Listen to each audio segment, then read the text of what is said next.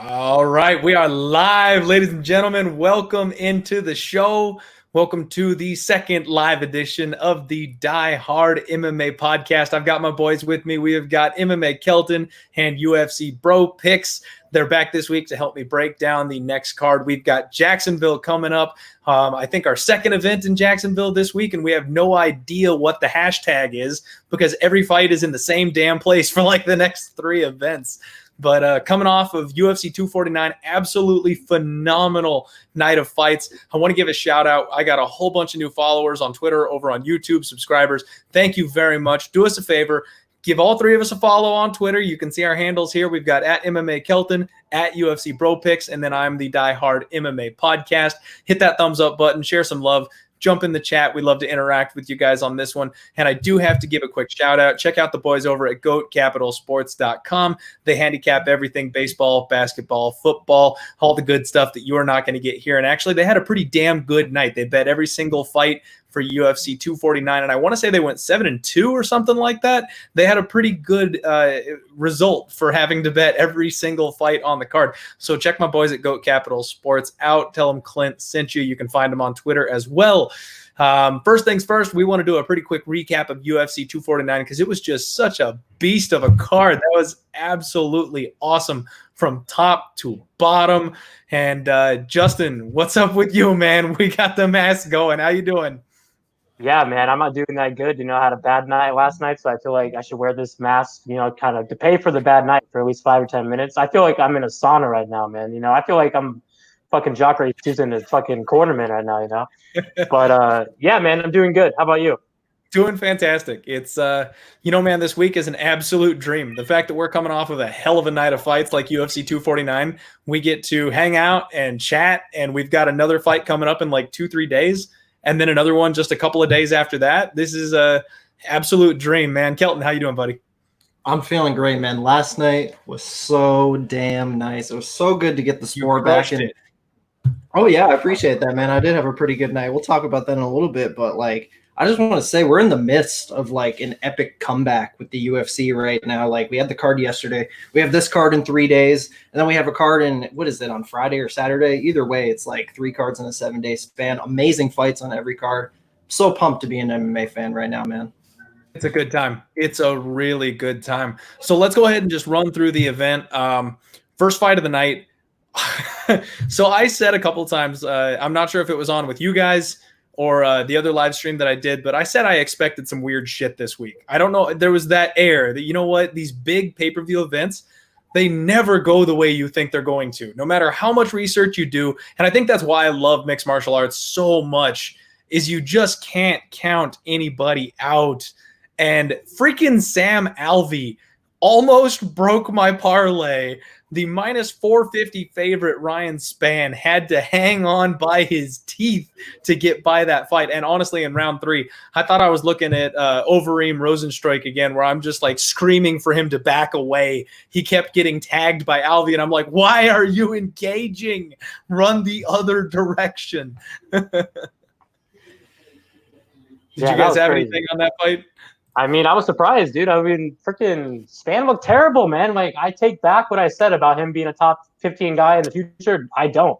Dude, Jamal Hill would destroy him, and Jamal Hill actually called him out after the fight. So after he beats Clifton Abreu next Saturday, I want that fight to happen because he starts his Spann in 2 minutes. That'd be an interesting matchup. Yeah, so man. My thing is, Spann had him in that standing arm triangle choke for a good 2 minutes. He was holding on to that thing, used a lot of energy, almost finished it. But Sam Alvey is a really tough dude, so Spann didn't have the energy he normally would in the rounds 2 and 3. That third round, Sam Alvey, he made me sweat big time. I was chatting with Justin during that fight. I was saying I wasn't sweating. I was sweating my fucking ass off, dude, because that was a big one for me. But props to Ryan Spann for surviving, because when Sam Alvey is actually throwing, he's a scary motherfucker. If he would just increase his output, I think he would still see a lot of success. He just doesn't. So, yeah, man. And I had a 3-leg parlay that kicked off with Ryan Spann. And honestly, my parlay was Cater Cejudo, and I thought, well, Span is a lock, so why not get the extra juice and just toss him in there? And I almost paid for it. So thanking my lucky stars we got by that. I'm going to take a second to welcome in the chat here. Now we're rolling right along. We've got 18 people jumped in so far. Everybody smash that like button for us. Our boy Z MMA. Check him out. He's doing some good shit over there on Twitter as well. Joshua, welcome to the chat, man. Watterson got robbed. I feel like that one was a very, very close, sketchy fight. What's up, Isaiah? Sun Tzu, yes, he realizes that he can't catch Corona over the internet, but he's trying to make sure he doesn't spread anything to us right now. Notorious picks. You know what? Span might be fade material his next time out. It's really going to depend on that matchup. And yes, absolutely. Fuck Verdum. Pat, glad you had a good night, man. All right. So second fight of the night. Again, just not at all anything close to what I expected. I had plus 150 on Charles Rosa. I was fading Thug Nasty. Thought he was a bit of a hype train. I knew the kid was good. Don't get me wrong. I thought he was going to eat that UFC high-level L and then come back stronger afterward. Holy crap, that kid's grappling is sick. Going from arm triangle choke to twister to arm triangle choke to rear naked choke to twist. Like, he just never stopped, man. And a super high black belt level grappler like Rosa, it was all he could do to survive. That was unreal. That was a crazy one, man. I actually had Bryce in my parlay with Span, and like I was blown away. I was not expecting a performance like that. I mean, what were some of the scorecards? Like 30-24, 30-25? Yeah, like unreal, man. 30-24, 30-25. 10-8s all over the place. and so I was watching with like my dad and a bunch of people who don't really pay attention to the sport all that well. I'm like, yeah, this Rosa dude, he's a black belt. Bryce, he's only been in the UFC for like a year or two. I don't believe he's a black belt. He's like a purple belt, I want to say. And he's a brown belt. He's a brown belt. Yeah. Brown belt. So halfway through the fight, they're like, who's the black belt again? I'm like, yeah, that was crazy. I'll say this. I like the kid a lot. I think he's going to be a top 15, top 10 guy. But I've heard a couple people say that he should fight T-City. If he fights T-City, T-City will fucking embarrass him. Yeah. And people are saying that he'll beat T-City. And there's a couple people that said he'll beat Sadiq Youssef. I don't buy that either. I think both the guys beat Mitchell. And I like Mitchell a lot. But he doesn't beat Sadiq and he doesn't beat T-City. I think that stood out for me though was his grappling or his offensive wrestling. That's where I thought Rosa was going to be able to force the fight standing or at least defend on the ground enough to get it back to the feet. And that's just what never happened. He was able to take Rosa down at will. And yeah, man, if he hits somebody who's a bit physically stronger, has some good hips, some good takedown defense, we might have a bit of a different story. But still, I was just completely blown away by what I saw. We can mourn the loss of Jacare and Hall a little bit, but then, man, Luque and Price, that fight was exactly what it was billed as. Holy crap. And I can't believe – so I'll be honest. I felt a little cheated. The fact that the fight got stopped due to that eye being swollen, rounds 1 and 2 were razor thin. They could have gone either way. I had it 1-1 going into the third, and I know that Price got dropped in round 3, but until that point, he was doing all the damage. That fight really could have gone either way. I wanted to get to the judges' scorecards so badly with plus 240 in my pocket, but what a banger. What did you guys see in that one? It was the same situation as the Barberina versus Luque fight. I mean, honestly, it was 1-1. But like you said, he was winning the third round and before he got dropped. I mean, to be honest, when he got dropped, it's like he got knocked out. Like his eyes were out for a second. But, I mean, God, man. I mean, that was one of the best fights I've ever seen, dude. The thing with Price is he proves so much. He's so good, man. He just gets hurt in every fight. That's the thing with him, man. Like, if his chin was a little better, he'd be so good. Like, he threw a lot in this fight. He looked the best I think we've ever seen him, too. So, I mean, Price, in my opinion, serious improvements. Yeah, he needs to take a long time off. Like, give him like 6 months off. Like, he needs to relax that chin for a little bit. But Luque, I like Luque. He's a good fighter. He called out Jeff Neal after the fight. That's a terrible fight for him, man. Jeff Neal's gonna knock him out. You guys heard it. Give me even money, and I'll be on Jeff Neal all day. No, I don't know where that line's gonna be. Go ahead.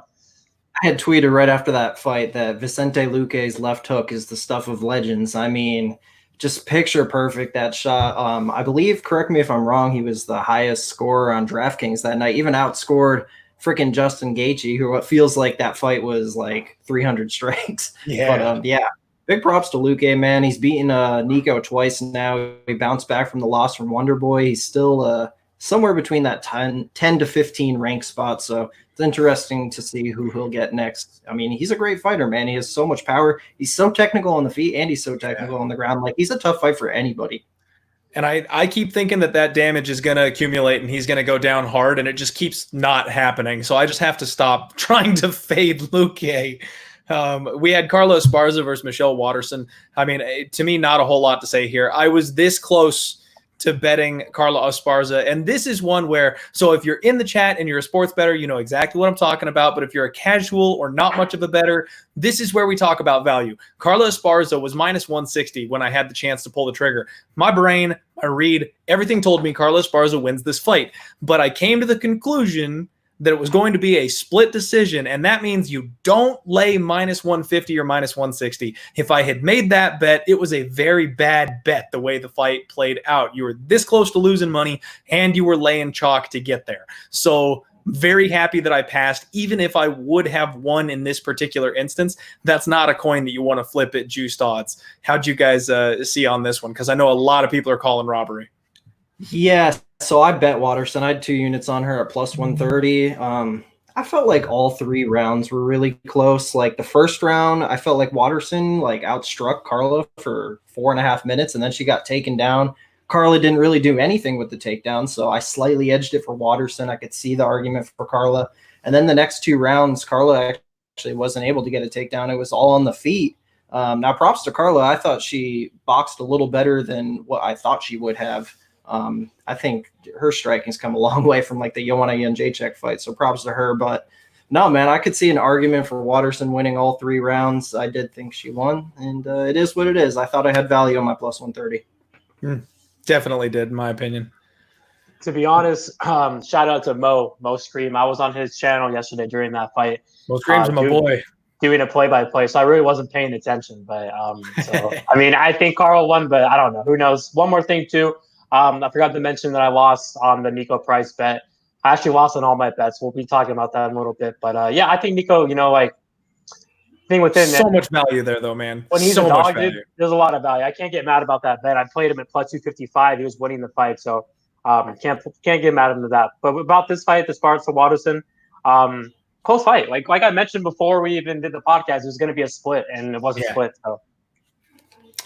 And okay, so I'm going to keep this super short and toss it over to my boy Kelton because he has the biggest nuts on the show right now. This man is the only one who pulled the trigger on old man Alexei Olenek, and he's one of my favorite dogs after the fight got started. I'm sitting there kicking myself because I bet him in worse situations than this one, and I'm going, how did I not do that? My boy did. Kelton, break down Alexei Olenek versus Verdum. Yeah, man. So this is like my 3rd or 4th time cashing on Alexei Olenek in UFC at dog odds. I believe this is the biggest dog odds I've gone on him. Usually it's been like plus 130 range. So what I felt about this fight, like Verdum is 40. He was coming off a 2-year USADA suspension. Like, of course the guy's going to age. Like, and then it's heavyweight in the first place. Olenek, yeah, he's not a knockout guy. He's a sub guy, but it's fucking heavyweight. Any one of these guys can knock out the other guy. Now, he didn't get the knockout. He won via decision, which, I mean, I bet the guy. I'd never expected that. I thought if Olenek won, it would be a knockout in the first round before he gasses. Now, what happened was, like, kind of the same thing with Gaethje in the main event. Like, you could clearly see the guys were winded. They're just so fucking tough and have so much heart that they just keep fighting no matter what. Like the spirit of a warrior, man. I love this dude, Olenek. And honestly, I'll be honest with you guys. Like, he came in there, definitely won that first round, dominated. Even though I bet him, I actually scored that fight for Fabricio Verdum. And I've watched it twice now. I did think he edged the 2nd and 3rd round. Now, the fight IQ wasn't there, though. Obviously, he didn't come in the best shape. Just looked off. But I did think he won that fight. But then again, it was razor close, and I bet a plus 285 underdog. Yep. So, I mean, that made up for the Michelle Waterson loss right there. I was actually more confident going into the scorecards that Michelle Waterson was going to get the W than I was for Olenek. So, yeah, that was a nice little surprise. But, yeah, I can't wait to see Olenek fight again. I love this dude. That's the stuff dreams are made of, though, man. If you're going to go to a split decision, you might as well have plus 300 in your pocket. Justin, what'd you think about this one? That was a great fight, good shit, man. That was a good underdog bet. Not a lot of people bet him, man. He definitely won that fight. A lot of people scored it for Verdum, but I think Olenek definitely won that fight. I don't know what happens with Verdum next, but I like him against Greg Hardy. I can't wait to talk about Greg Hardy later. You know what? The UFC might definitely lead Verdum to slaughter, put his name on somebody else's resume at this point. That's not a bad call. Anthony Pettis and Donald Cerrone, another fight that I kind of feel happy about passing on, because if you had made me make a decision, I would have gone with Donald Cerrone. And it's kind of like the Waterson fight. I thought he won it. Now, after losing my first 2 bets of the evening, I was about 6 shots deep at this point, so I didn't have a very clear read on what was going on in this fight, but I felt like Cerrone won it. Pettis got the call at the end, and all I can say is that the look on Pettis' face led me to believe that he didn't even think he won the fight. What'd you guys think about that one? I was pretty pissed, man, because that was my second play of the night. I almost broke my TV. I was fucking screaming. I wasn't happy about it. I will say that Cerrone did fight close. It was a close fight. It's not like he dominated the fight. Obviously he's washed up, just like Pettis. But just like you said, Pettis even said he lost the fight. So I do think Cerrone won the fight. I wish he would have went for more takedowns, though. But it is what it is, man. I thought it was a robbery, but I'm biased. I bet on Cerrone, so it is what it is. Y'all probably won't like me hearing me say this, but I was kind of sad watching that fight, man, because both of these dudes in their glory days, such badasses, it's just so on point. Just nothing is really quite the same anymore. With the reactions, just the speed, I don't know. Watching that fight just kind of made me realize, holy shit, these guys are so far gone. But yeah, that kind of sucks for your bet, Justin. You bet the dog, and it was a close. I think it was unanimous, but it was super, super fucking razor close, man. So I didn't think you made a bad bet by any means. It could have gone either way. I was saying all week that's the biggest pass fight of the week, just because I know Cerrone's the dog and that's tempting, but I wouldn't have been surprised one bit if Pettis came out and knocked him out in the first round, and I wouldn't have been surprised one bit if something weird happens, and I would definitely classify that fight going to decision as weird. I think most people thought that fight would end in the distance. So yeah, I don't know. I feel iffy about that fight. It was definitely a weird one. Gotta love betting variance, right? So Justin, you're stoked, man. Talk to me about Hardy de Castro. This one, it was the weirdest thing. Again, at this point I was 3 sheets to the wind, so I didn't have a whole lot of looking at it because I didn't have a bet on this one. I was taking the opportunity to enjoy myself and kind of watch the fights with one eye instead of focusing in on it. But I caught the first round and I thought that Yorkin was going to knock his head off. And then after that, it just kind of seemed like Greg Hardy just kind of somehow slowed him down. I'm not sure what happened. I heard rumors about Castro maybe hurting his foot or something. Maybe you can tell me some more, man. What happened? So before we talk about this fight, I got to get a shout out to Pettis because Anthony Pettis has one of the best chins in the sport, dude. I know I called him a quitter and all this stuff. He does quit when he hits the mat, but dude, that chin, oh my God, dude, the way he ate that head kick in the 3rd round, most people would have been knocked out. So I got to give Pettis props. The guy had a dad bod. He looked out of shape, and he looked. His chin is legendary, dude. So I got to give him props to that. On this matchup, going into this fight, I actually liked Greg Hardy. I bet him before. I think he's a good prospect. I just thought the line was off, and I thought de Castro could win. I actually think both of them hurt their feet, but Hardy showed more heart. Hardy pushed through it, and de Castro didn't. De Castro just shat the bed. I'm going to say this. I was really impressed with Greg Hardy. I'm going to go a long ways and say I think he's going to be a top 5 guy. I was really impressed with that performance. The way that he hurt himself in the first round, he just dug deep. And, it was de Castro that looked like a fucking bitch, not fucking Hardy. I still like de Castro. That was my 3rd bet on the night, so I went 0-3. He looked really good, man, early, and then he just shut down. He just was he afraid in there, or was he hurt? I think he was hurt.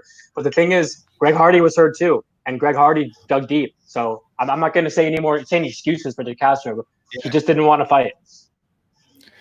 Yeah, man. I feel like those, honestly, when it comes to sports betting, those of you in the chat and listening that aren't sports bettors and don't know, when you take a value play, when you're betting it because you think the line is off and your dude quits, there's not a lot out there that sucks worse than that. Like seeing your guy just shut down and knowing that you've got a good bet on your hands and just watching it before your eyes. It's awful. Kelton, what do you think, man? Greg Hardy, a top fiver going forward or no? Yeah, I could see him hitting the top 5. I mean, he's already done 3 rounds with Volkov. Like, he didn't have that much success in that fight, but I mean, to go 3 hard rounds with a guy like that early on in his career, he's virtually beaten everybody else. I think, with the size, the athleticism, I could definitely see it, man. But other than that, this fight was kind of weird. I think Justin nailed it. It was just like, yeah, Jorgen kind of shit the bed a little bit there. I don't have much more to say. Good cardio. My cardio is good cardio for yeah, he does. I wonder what happened to the inhaler. So Jeremy Stephens, Calvin Kattar. This is one that, okay, so the second leg of my big 3-teamer parlay, couldn't have been more happy to go ahead and cash in on Kattar here. But the thing that got me was, I don't know what happened. My reads that I felt like I was super clear on, I could have made so much more money this weekend if I had just stuck with my gut. I played it safe, parlaying these favorites together when I had the read that Cejudo was going to win by knockout, Kattar was going to win by knockout. Both of those were plus 250, plus 300 lines, and I could have hit those props single and walked out of here with, my pockets weighing so heavy they're pulling my pants down. So I'm happy to have a winning night, but I was kind of a little frustrated seeing how these 2 fights went. I love Calvin Kattar. This kid is a hot prospect. I hope he gets a rematch with Zabit after that. I talked about Jeremy Stephens' durability waning. I feel like he's taken a lot of damage in his recent fights. And, Kattar, I feel like he got pissed off, man. In the first round, it was close. I feel like Jeremy won round 1. And then Kattar flipped the switch, and it was over. That was such a fun fight to watch. Clint, I'll say this. I don't think you should be hard on yourself for the way you played that. I think you did the right thing parlaying them and not playing the props because, yeah, I know you feel like that was a good read and you would have cashed that, but like long term, those KO props, those sub props, like those are so hard to cash like on a long term basis over and over. So I wouldn't be hard on yourself. I thought you made the right decision playing them straight. Well, thank you. Morning after regret type of situation here. I'm like, I could have had 5 extra units. But yeah, man, I was on Kattar too. The first round, like Jeremy Stephens is such a bad dude. Like that guy comes with the. I can't forget who said it can't remember who said on the broadcast, but I think John Anik said he brushes his teeth with bad intentions. Like I can see that, man. Like this dude is just pure aggression nonstop. I'm a huge fan. Hope he bounces back, but Calvin Kattar's the real deal. I can't wait to see him climb up to another, big top 3 fight one day. Yeah, Kattar's a top 5 guy. I like the guy a lot. He's a slow starter, so he definitely needs to work on that. Jeremy did win the first round. I think he should fight maybe like Rodriguez, Yair.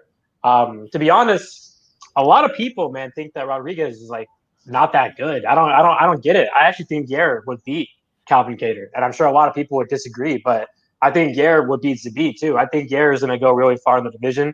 I think Kattar is going to go far too. I just think fucking Rodriguez is the real deal. Good deal. All right. And now we get into the meat potatoes of this damn thing. When they did the face-offs with Francis Ngannou and Jairzinho Rozenstruik, I heard so many people taking that stab on Jairzinho, and I just couldn't bring myself to play Francis at that giant line. But at the same time, I said I felt like I knew he was going to win it. When they faced off and just how much bigger he was and the reach difference, I tweeted out the picture of them standing next to each other and went, you want to know why he's minus 250? This is why he's minus 250. The man was created in a lab. I have no clue what he eats. I mean, he's bigger than horse meat over him. It's unreal. And to have someone like Jairzinho be the one guy who can maybe hold a candle to him with power and have Francis just put him down that easily, unreal, man. Absolutely terrifying. Yeah, this was one of 2 losing bets for me on the night. As you remember, I did go out and pick Jairzinho Rozenstruik by knockout in the first round on the show a couple days ago, and the exact opposite happened, man. Like my thing was like that fight was such a game of inches with like the whole thing. Francis just like runs in like kind of like a heavyweight Derek Brunson used to do a lot, like just wing in, just chin up in the air. But it works for Ngannou because the dude is 6'5", and he's the most jacked guy in the sport. And he's got to go full foot worth of reach on anybody. But the thing is, when he's charging in on Rosenstrike there, like if Rosenstrike would have just thrown the right punch like a quarter second earlier, like who knows, man? He could have knocked out Ngannou. It just didn't happen that night. I mean, I don't really regret taking the plus 250 shot, whatever it was. It is what it is. But Ngannou's going to be a future champion. I'll say that. I'm sure everyone agrees. Yeah, I mean, after that, how can you not? Yeah, that was awesome. Ngannou's a beast, dude. Yeah, I like the guy a lot. I mean, Rosenstruck will be back. I don't know who they give him. Maybe they give him Arlovski. I don't know. Obviously, don't do that to Alexei. Hey, it'll be a good fight. I mean, if he gets him down, it's over. But I mean, Ngannou definitely should fight for the belt. I definitely think that Stipe's ducking him. Obviously, he wants no part of that. DC, dude, oh my God, he looked like the Castro out there. Dude, DC looks huge. There's no way he's in 205 ever again. Yeah.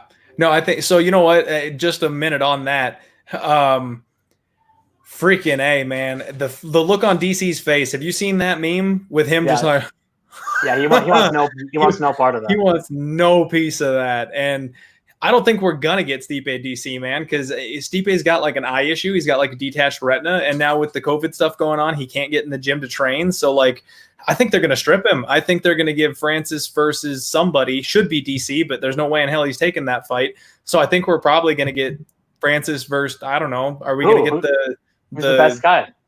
Volkov? Yeah, Volkov. At heavyweight, maybe, I guess. I don't know. I have no idea who they're going to throw in there with. Volkov's a top 5 guy. I mean, Volkov's top 5. Who would it be? I mean, the only person I can think of is Blades, but Francis has already KO'd him twice. Oh, so yeah. I don't think it'd be Blades. I'm thinking Volkov, honestly. I don't know who else it'd be. Maybe so. It's going to be interesting to see what happens because I understand Stipe is one of the greatest champions. Maybe the greatest champion heavyweight has had. So giving him his due time to like get his stuff together, and plus he's like a first responder, so he's helping out with the crisis and stuff like that. Like, I want to give that guy his due before we strip him or something like that. But if he's not going to be coming back for a while because of detached retina, we got to move on. You know, Francis is young, he's hot, he's got to have that belt. And then maybe my favorite finish of the night, Henry freaking Cejudo, Dom Cruz. All the sweat. I was sweating bullets, guys. I mean, like full buckets of sweat next to me leading up to this one because I first thought Henry Cejudo, and then after watching the tape went, you know what? If Dominic Cruz is even 80% of what he used to be, this is going to be a fucking war. And then I went, no, it's Cejudo, because there's no way Dominic Cruz can be even 80% of himself after the injuries and the layoff and things like that. So I ended up pulling the trigger, but I was scared shitless of Dominic Cruz. I really thought this was going to be the thing that busted my night. And to have Henry come out and just do the dang thing again, completely maul him, land that knee. The stoppage might have been a little bit premature, but I think we know the direction that fight was headed. Henry doesn't slow down. It was just going to keep going that way if the ref didn't pull him off. Cash the 3-leg parlay. That felt freaking good. Put me in a good position for the main event. And really sad to see my boy retire. I hope it's just a move to get a bigger paycheck, but at the same time, I completely respect him if he bounces out because he really might be the freaking GOAT. Being a current champ on a win streak, beating legends, and then walk away mic drop. Like, nobody's done it better. He could be the GOAT of the lighter divisions for sure. I like Cejudo a lot. I mean, I do think he's going to be retired, though. I'm really curious to see who they give Yan because I think a lot of people out there think it should be Aljo, but I don't think so. I think it should be Sandhagen, honestly. I think Sandhagen would beat Aljo easy if they ever fought. It needs to be Sandhagen versus Yan. That's the fight. They're the two best guys in the division. I mean, if that's the fight that has to happen. And I got Corey Sandhagen all day in that fight. All day over Peter Yan. You guys heard it here right now. Justin loves to matchmake. But man, that co-main. I want to win that charity thing that Dana White's doing where you get to be a matchmaker for a day and get in the war room with them to pick the fights.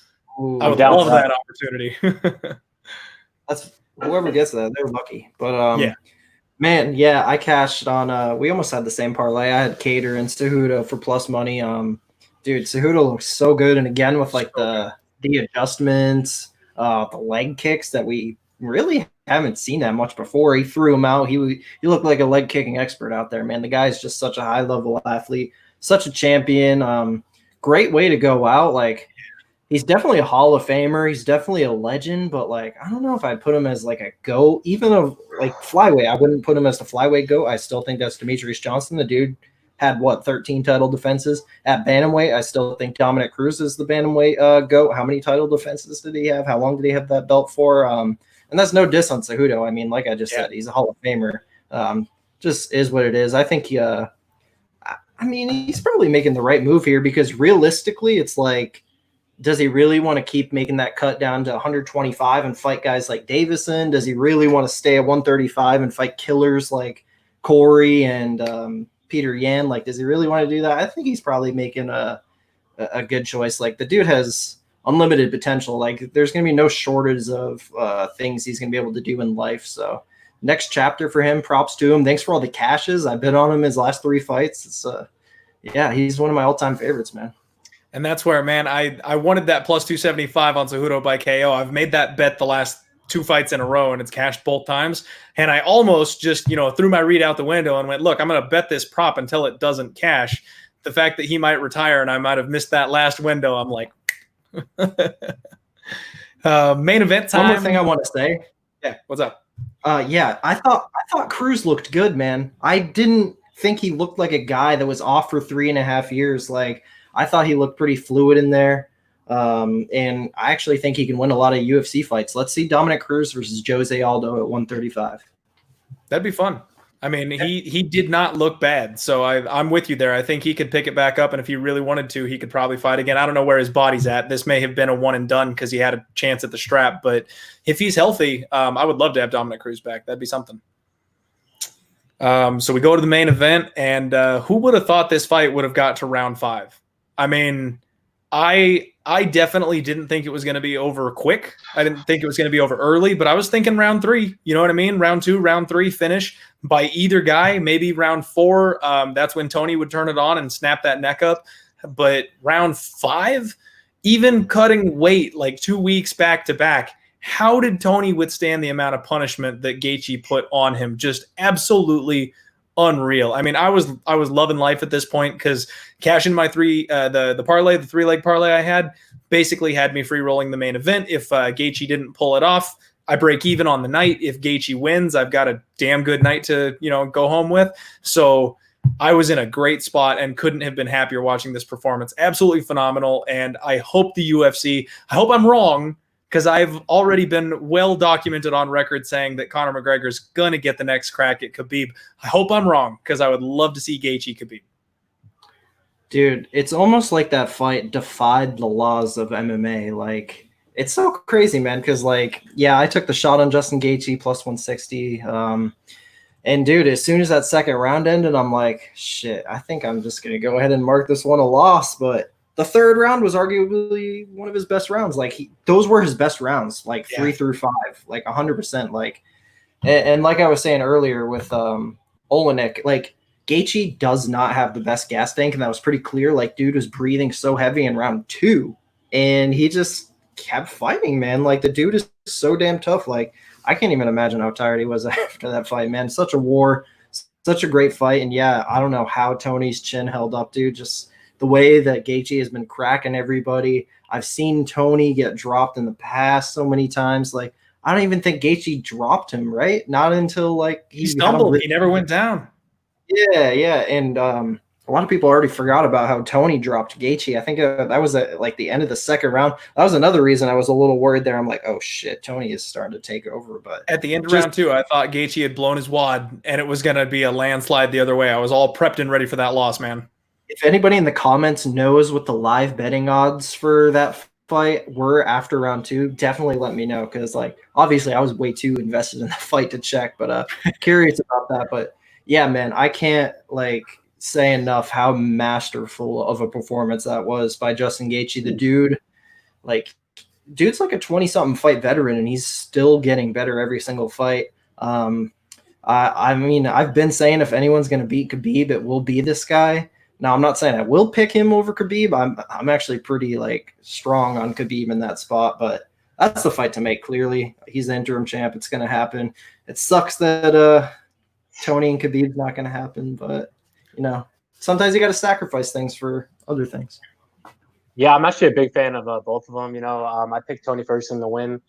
Get shit on your Gaethje bets. I said Gaethje was alive. I just couldn't pull the trigger. I just thought Tony was a better fighter. Yeah, I feel bad, man, for Tony. I mean, you could say it was the weight cut, because he did the weight cut again for Khabib a couple weeks ago, but he's just getting older, man. He's taking too much damage. That might be the best we've seen. I mean, I'm sorry, that might be like one of the last times Tony ever fights, like for a big fight for like that. I feel like next who they're gonna give him, and they could give him Dustin Poirier, but I think Dustin would beat him. I don't see Tony ever fighting for a belt again. I mean, Justin hurt him so bad in that fight.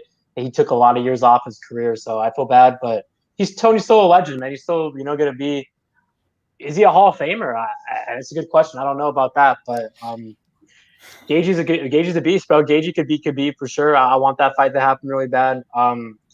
Yeah. I put $50 on Gaethje at plus 210 last night. But I mean, that was I couldn't track it or anything, just kind of hedging because I wasn't doing good. But plus 210, that's fucking crazy, dude. There's no way that fight he should be plus 210. Dude, I'm glad you said it, because that was going to be my next comment. Was I could not believe the number he went off at. I thought I was getting value at plus 150. I locked my play in early because I thought more people were going to think like me.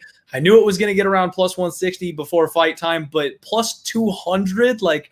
Yeah. I almost dropped another unit on it. And the only reason I didn't was because I was free rolling. I was like, that'd be the worst idea in the world for me to drop another unit because I'm getting plus 190 or plus 200 here right before kickoff. And then if he loses, go negative for the night when I could have walked away, crystal clear. Yeah.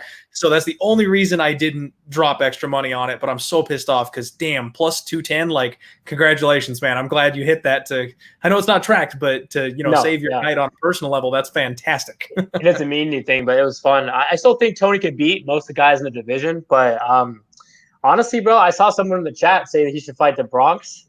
You guys already know how I feel about the Bronx. I would probably have to go with the Bronx if he fought Tony. I mean, especially if Tony takes the fight within like 2 or 3 months. Dude, the Bronx is the real deal, dude. I mean, hell, I want him to fight versus Gaethje. I don't know if it's going to happen unless Gaethje's the champ. And then, it could happen because Khabib could definitely retire or Khabib could lose to Justin, but we'll see what happens. Good deal. All right. Well, it only took us, 37 minutes to get through the recap of 249. Sorry that went a little longer than we thought, folks, but it was such a good fight. I mean, I didn't want to cut anything short. We had a lot to say on that one. Let's get into Wednesday's card. That's right. We get to watch fights on a Wednesday night, baby. I am very seriously considering calling out on Thursday just so I can drink again.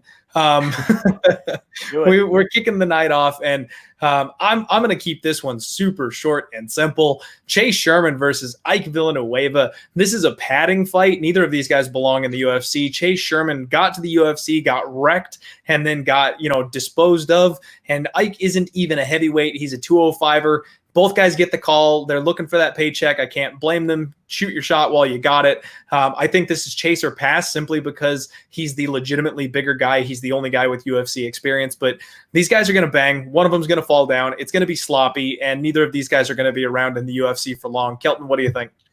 Yeah, man, I think there's definitely a lot more positives on the Chase Sherman side. He has that UFC experience. He's gotten wins outside the UFC since getting cut. Like you said, he's the bigger guy. One thing I've always liked about Chase Sherman, he's always had really good leg kicks for a big guy, and I think that's going to be like the biggest weapon for him here in this spot.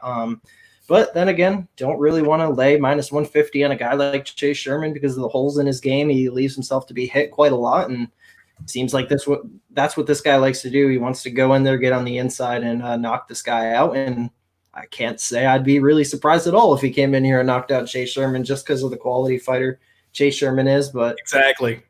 Yeah, so you're right. It's a filler fight, but hey, I mean, there's probably a good chance it could be a pretty exciting fight. So I'll be watching.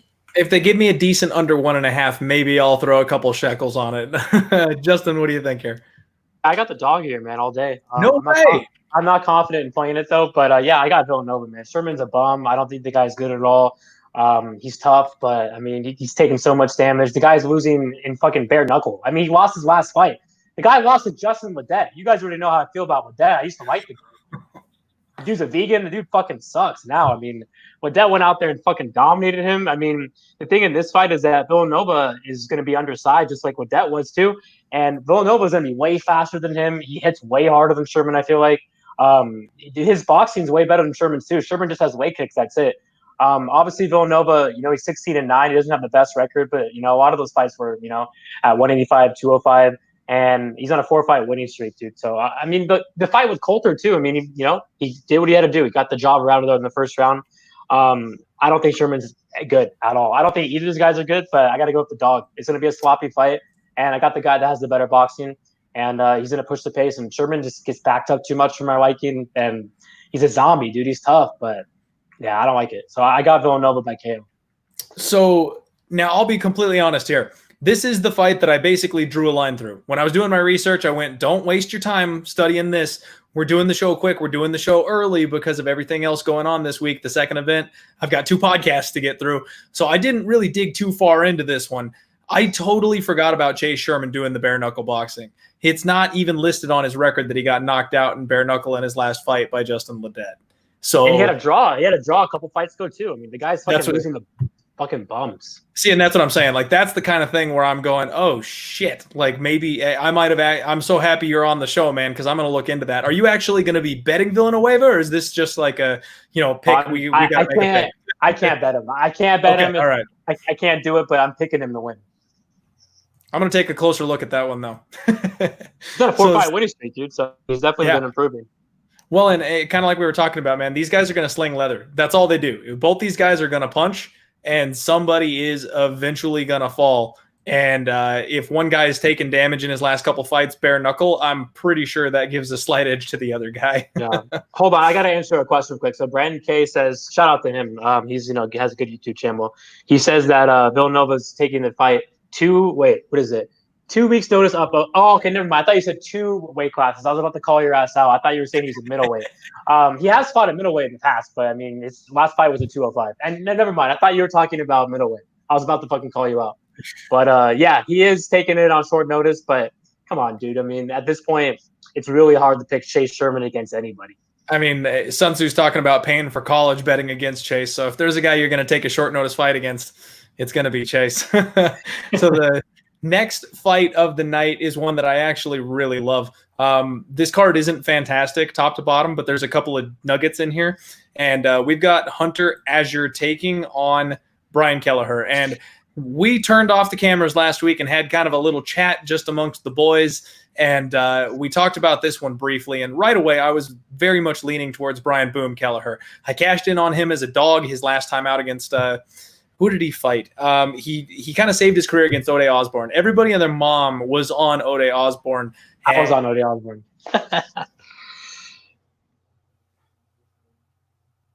He just freeze? He's frozen for me. Yeah, okay. Oop, there we go. Are we back? We're back. Okay, sorry about that, guys. Not sure what's going on with the internet this evening.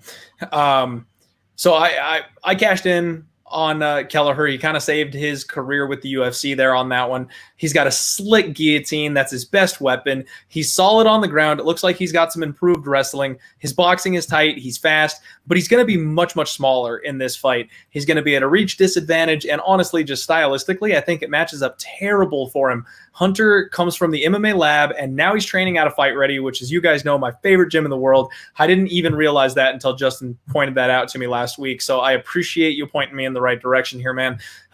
He's a brick shit house, and if Kelleher cannot get this fight to the ground, I don't see an avenue to victory for him. So I went ahead and laid the chalk. He's minus 165, I think, when I got him, and I went ahead and doubled up on that. So I'm laying 3.3 units to win 2, because I just think that Hunter's gonna piece up Kelleher for 15 minutes, and he's gonna chop that leg down. He's gonna slow him down. When Kelleher stops being able to run from him, he's gonna land a blast shot and probably put him out cold. I've got Azur here all day. Yeah, I agree. I mean, dude, I'm telling you right now, Kelleher is a tough journeyman, dude. He's at the end of his career. I'm not going to say he's a jobber. I mean, he's a tough journeyman. The guy's been around for a long time. He's 4-3 in UFC. He's 1-2 in his last 3 fights. But like I was telling you, I like this kid a lot. He's undefeated. He's 8-0. A lot of people don't really know who Chris Ocho is, but he's a good prospect. And I know he's only 4 or 5-0. But I mean, Azur went out there and fucking dominated him in that fight. He has a wrestling background. He has a really good uppercut. We saw that in his fight with Katona. Good jab, good right hand. His cardio is good. Like you said, he's huge for the division. I think Kelleher's sub or bust. He has to get that guillotine to win this fight because on the feet, Azur's a better striker. He has the better wrestling. If he goes for the takedown, he has to watch out for that neck. I mean, I'll be worried, because Kelleher's fucking guillotine's nasty, but that's the only way I see Kelleher winning the fight is a fucking. I don't even see Azur going for the takedown, though. That's the thing. Like, I don't see a way that Kelleher hurts him on the feet. Why would he shoot for the takedown? I think that he's either going to pin him up against the fence or keep it at striking range. I don't even see him bothering using his wrestling in reverse, basically, to keep it on the feet. I don't see why he would shoot. He might do it just to steal rounds, but then again, he didn't even do it against Katona. I know Katona took him down a couple times, but he got right back up. A lot of people said Katona won that fight. I don't know what you guys are watching. I think Hunter won every round. I mean, Hunter's striking was way better. Katona got hurt like a couple times too. You can tell, like, he just didn't throw. Like, it was Hunter who was pushing the pace. So I got Hunter, man, all day. Are you going to bet this one? No, like, just like both you guys know, I don't really like playing favorites that much. I actually did play. Kelton knows. We'll talk about it later, but I don't really play favorites for the most part. Very once the last time I played a favorite was Jamal Hill against Darko, but no, I do think Hunter's gonna get the W though. Hashtag don't bet Darko. Kelton, what's up, man? Man, Clint, you did a whole 180 on Kelleher there, didn't you? That's not the only fight I've 180 on. Let me tell you that. All right, well. Man, it looks like I'm going to be the only Kelleher supporter here. I'm not going to pick him. I definitely understand why Azur is the favorite. He should be. I'm going to pick him. But, like, the thing is, Kelleher has 30 pro fights, guys. Azur only has 8 pro fights. The experience is a big deal. A lot more UFC experience, high-level experience. Like, I know Justin mentioned Azur's Contender Series went over Chris Ocon. I think that guy will be good one day, but, like, I mean, you beat a 4-0 fighter, bro. That guy was clearly extremely green, couldn't stop the takedown at all. And then the Katona fight, like, no, I definitely disagree with the people you mentioned that thought Brad won that, because he definitely didn't. Azur won that fight. I think I even bet Azur there, but I wasn't all that impressed with that fight, man. I thought that was kind of a poor showing from both guys. I think Azur still needs a lot of work. A guy like Kelleher is definitely a good matchup for an up-and-comer. I would think Azur's striking is going to get better every single fight, so I guess I would give him the slight edge there. Definitely a big edge in the wrestling, but like Justin mentioned, like, if you're going to be going for double legs on a guy like Brian Kelleher, who has, I don't even know how many guillotine wins he has, but a lot, and against good people too. Like, dude's dangerous down there, so Azur definitely has to mind his P's and Q's, but this should be his fight. I'll pick him by decision. Oh, one thing I've heard to mention too, I don't know if it happens. Kelleher's been tapped out like 10 times. So yeah, if Hunter takes him down, I mean, make no mistake about it, he could definitely tap him out. It's true. Kelleher, he's one of those weird guys where he's like offensive jiu-jitsu only. He's super slick, super dangerous, but somehow if it hits the mat, he's like a 50-50. He's been submitted 6 times. And then the last point for me is Hunter Azur. Like you said, he's going to be improving every single fight. He's at Fight Ready, like I said, my favorite gym, great coaches, Henry Cejudo, and he hasn't fought since September. I expect to see a 2.0 version of him. I think he's going to be much, much better when he steps in for this fight. I just think all the advantages are his way. I'm a dog hunter too, Justin. I don't like laying wood, but every once in a while there's a dog in this minus 150 to minus 200 range that just come out and steamroll, and I feel like this is the one. Moving on to the next fight here, Gabriel Benitez versus Omar Morales. Kelton, do you want to start us off on this one? Yeah, man. I love this fight. I think this is one of the most exciting fights on the card. I'm going to go ahead and say this gets fight of the night. I think it's just going to be an all-out war on the feet. I don't see either guy going for a takedown here. The thing that just stands out to me most in this fight is just that Gabriel Benitez is making the move up to 155 pounds when I kind of feel like he's a little undersized at 145. And, you know, I'm guessing he just wanted the money. The UFC hit him up like, hey, you want to take a short notice fight? And it is what it is. He probably didn't even know who Omar Morales was. And, I mean, kind of rightfully so. He's only had that one UFC fight. I bet him there. That was a pretty solid performance. Like, he didn't get the knockout over Maestro, a guy who's actually been knocked out a lot of times. So I was kind of disappointed about that. But, I mean, clean performance. He played it safe. Like, it was a good one. I do think Omar Morales is a very good fighter. He's super technical. He's got a lot of pop behind his punches. And I just feel like he's going to go in there and these guys are going to throw down, and Omar has slightly better technique. He's slightly bigger. He hits slightly harder. I just feel like he's probably going to edge every single round, maybe knock him out, but I'll go with decision. I'll say Omar edges every round for 30-27. Justin, what do you think? Yeah, one thing I forgot to mention is that Hunter Azur has one of the best striking coaches in the world in Eddie Shaw. I just want to say that. I like Eddie Shaw a lot. Anyways, back on this matchup. Eddie Shaw's zombie striking coach too. But anyways, yeah, it's a good fight. Kelvin said it, both these guys are kind of mirror images of each other. They both have good weight kicks. Like, that's probably their best weapon, both of them. The thing is, Morales is just bigger. I mean, Benitez taking this fight up a weight class. He was a pretty big featherweight, but Morales is fucking one of the biggest lightweights in the division. This guy could be a welterweight, dude. He's huge. He's definitely getting a little older. He's 34, but he's undefeated, dude. He looked good against Maestro. But I mean, Maestro's a fucking bum, anyways. But still, it was a good win. Morales has underrated grappling. He has a good right hand. We saw him knock out Harvey Kim or Park. I know Austin Hubbard knocked him out too. But anyways, yeah, Morales is bigger, dude. Good right hand. Benitez, like I said, good leg kicks. He has a good chin. He's been knocked out a couple times, but he's tough, dude. I mean, he took a lot of those big shots against Sodiq like nothing. He actually dropped Sodiq too with his straight left. He has a good straight left. Forgot to mention that. But yeah, I think Morales is going to win a decision. Maybe a late TKO, but maybe I'm mistaken about it. Benitez is tough. He's a fucking tough guy, man. I think one more thing. Sorry. No, you're good. I think DC was saying that he has the best, like the hardest, the strongest leg kicks at AKA. I'm pretty sure someone said that. Javier Mendez said that. Yeah. So that's fucking crazy right there that a featherweight has the fucking best leg kicks at the gym. I'm glad you brought that up. I remember hearing that. Totally forgot to write that down. I think Gabriel Benitez, man, he's one of those guys to me who he's so confusing because he's only got wins over guys that aren't in the UFC anymore. So the guys that he has beat are hot garbage. The guys that he loses to, they're really good. So you can't knock him for hurting Sodiq Yusuff and then losing to that guy. You can't knock him for getting ground out in a close competitive fight against Enrique Barzola or, getting knocked out by Andre Fili. Okay, there's a lot of guys that would say that. So he's in this weird middle area, and I have no idea how to quantify him in this kind of a spot. I was actually planning on parlaying Omar Morales with Hunter Azur and getting a nice little plus line on that. And after looking at it, I just got to walk away. I'm just going to have to pass on this one. I think that Omar Morales is going to get the win, being the bigger, stronger, more physical guy. I think he's going to grind it out, maybe get the takedown, stay heavy on top of him, keep it at range, land the harder shots. Kind of like you guys said, he might end up getting the knockout. Benitez has been knocked out before, so Omar hits hard. He's explosive, so I think he's going to get the win. But at the same time, I'm not really sure that I want to step in front of Benitez because this is a good spot to test a guy like Omar. He's a 9-0, and it's another experience spot. Gabriel Benitez is 21-7, so he's got tons more experience than Omar does. I just think this one's sketchy, and I'm going to play it safe and pass right on by it, but I think Omar gets it done. And Danny, if you do end up locking that in, good luck on the parlay, man, because I think Omar is going to be the one we'll be holding our breath for.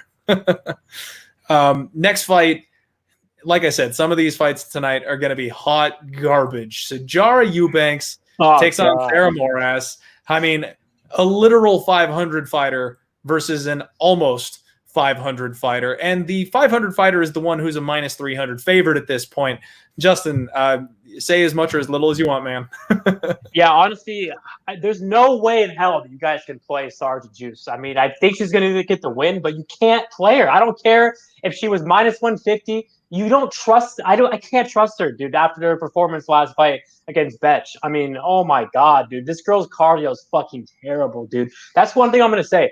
Fucking Cheesecake has the better cardio for sure. And one thing about Cheesecake is that she's not a good fighter. She's fucking slow, but she's fucking tough, dude. She has a really fucking good chin, and she keeps on going, dude. I mean, she's like a brawler, dude. She's not a good fighter though. Her takedown defense sucks because she likes to, work off her back. She does have a good ground game, though.